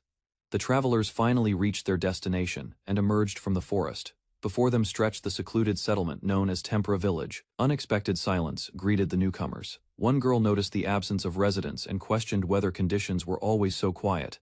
As the group entered the deserted village, Saiga remarked that residents usually filled the streets. The unusual silence made Sansui uneasy. Sansui experienced a powerful vision from the past. He saw a warrior surrounded by enemies preparing a devastating attack. The memory unfolded before his eyes as the fighter unleashed overwhelming force. Buildings shattered, the ground collapsed, and destruction spread everywhere. Shaken by the sudden revelation, Sansui struggled to understand what happened. Saiga realized he had witnessed one of the village's memories. An elder introduced himself as the head of the Tortoise-Shell Fist School. He explained that the vision showed the fierce god. Upon reaching Tempera village, the travelers gathered inside a spacious hall where the Tortoise-Shell Fist elder asked whether Sansui felt all right. Despite lingering confusion from the strange vision, Sansui assured everyone he could continue, though concern remained visible across several faces. When questioned further, Sansui explained that he witnessed Saboku restraining Xax while unleashing a terrifying technique unlike anything he had seen. Hearing this description, the village elder nodded in agreement and revealed that he had witnessed the exact same event before. According to the elder, their bloodline possesses Star Blood, a martial ability allowing users to perceive fragments of past events and futures. The elder suggested Sansui's vision may have been triggered by Star Blood, an inherited ability resembling divination that reveals distant events. Around 2,000 years earlier, a wandering swordsman arrived in Tempera village, seeking battle, eventually challenging one of its strongest warriors. Although the entire village united against him and managed to corner him, the trapped Saboku revealed his true sage arts. Saiga listened in shock as the elder described techniques capable of shaking the heavens and splitting the earth with terrifying force. As Saboku's mastery continued growing beyond ordinary limits, his overwhelming power devastated the entire village within only a few minutes. A stunned silence filled the room as Saiga struggled to comprehend the elder's story, particularly the claim that Saboku resembled a fierce god. Without wasting time, the elder redirected everyone's attention toward the unresolved matters that continued threatening peace within the village. Head lowered and shoulders tense, Ran admitted her wrongdoing before the gathering, acknowledging that no excuse could possibly justify her actions. Rather than accepting the apology outright, the village elder questioned whether she truly understood why the residents had withdrawn from her. Because memories of her violent outburst remained fresh, the villagers chose isolation over confrontation, avoiding contact whenever she appeared nearby. Despite understanding that her apology could not undo the damage already caused, Ran still wished to express sincere remorse before departing. Before anyone could offer comfort, the elder revealed that Tempera Village had completely severed ties with the Alcana Kingdom and beyond. Having abandoned all interest in outside affairs, the villagers chose isolation and quietly presented several treasured manuals before dismissing their guests. To everyone's surprise, the elder entrusted Saiga with secret tomes containing the tortoise-shell fist and techniques preserved by rare magicians. Offering nothing beyond those valuable records, the elder instructed the visitors to accept the gift and leave the village. Across the school gardens, Sansui continued training his new disciples, while Saiga watched the gathering and reflected on how much had changed. Observing the exhausted fighters from afar, Charlotte remarked that Sansui appeared entertained, though her young companion disagreed without hesitation. Frustrated by Charlotte's decision to remain beside Sansui, the child demanded answers, questioning whether marriage meant abandoning her former life. A sudden voice calling him father caught Saiga completely off guard, leaving him frozen as confusion spread across his face. From a distance, an amused observer watched the strange family interaction unfold, sensing that an unexpected explanation was about to emerge. While Charlotte struggled to calm the upset child, Sansui could only offer an awkward comment that failed to improve matters. Seated beneath the shade of a nearby tree, the woman remarked that provoking Ran's temper was proof of their hopelessness. With a cheerful grin, she revealed that Charlotte and the others would soon visit Brower's parents, leaving everyone speechless from shock. Sansui traveled inside a royal carriage toward Brower's homeland, watching peaceful scenery pass outside the window. While recalling recent events, he questioned how everything had changed so quickly, especially after their unexpected engagement became reality. His companions reminded Sansui that marrying Brower meant respectfully meeting her parents before the ceremony. Another trusted ally accepted responsibility for protecting Lady Dewey, although leaving his new disciple Tu behind still troubled his thoughts. Rain excitedly encouraged Sansui to forget work for a while and pay attention to Brower instead. Following the cheerful suggestion, Brower revealed her elegant dress, hoping Sansui would notice the effort behind her appearance today. Brower admitted she rarely wore such refined clothing before quietly asking Sansui for his opinion. He examined her appearance with surprise, struggling to express honest feelings, while Rain waited expectantly beside them for his response. After collecting his thoughts, Sansui prepared to answer with sincere words instead of avoiding the moment. His genuine reaction eased Brower's worries, while the carriage continued toward her family, marking another important step in their relationship. Sansui admitted Brower looked beautiful in her elegant outfit, yet the appearance felt unfamiliar because she had always worn men's clothing before. Rain complained that his compliment sounded awkward instead of romantic, leaving everyone embarrassed. Looking at Brower again, Sansui confessed her new appearance still felt unusual because he had grown accustomed to seeing her dressed as a man. Even while speaking, he struggled to express admiration without hesitation today.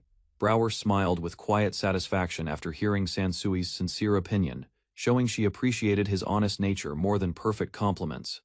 Watching exchange, Rain hoped the conversation would become warmer, but Sansui remained uncertain about his words. Sansui reflected that his former life might have reacted with greater excitement, yet centuries of disciplined training had changed his emotions.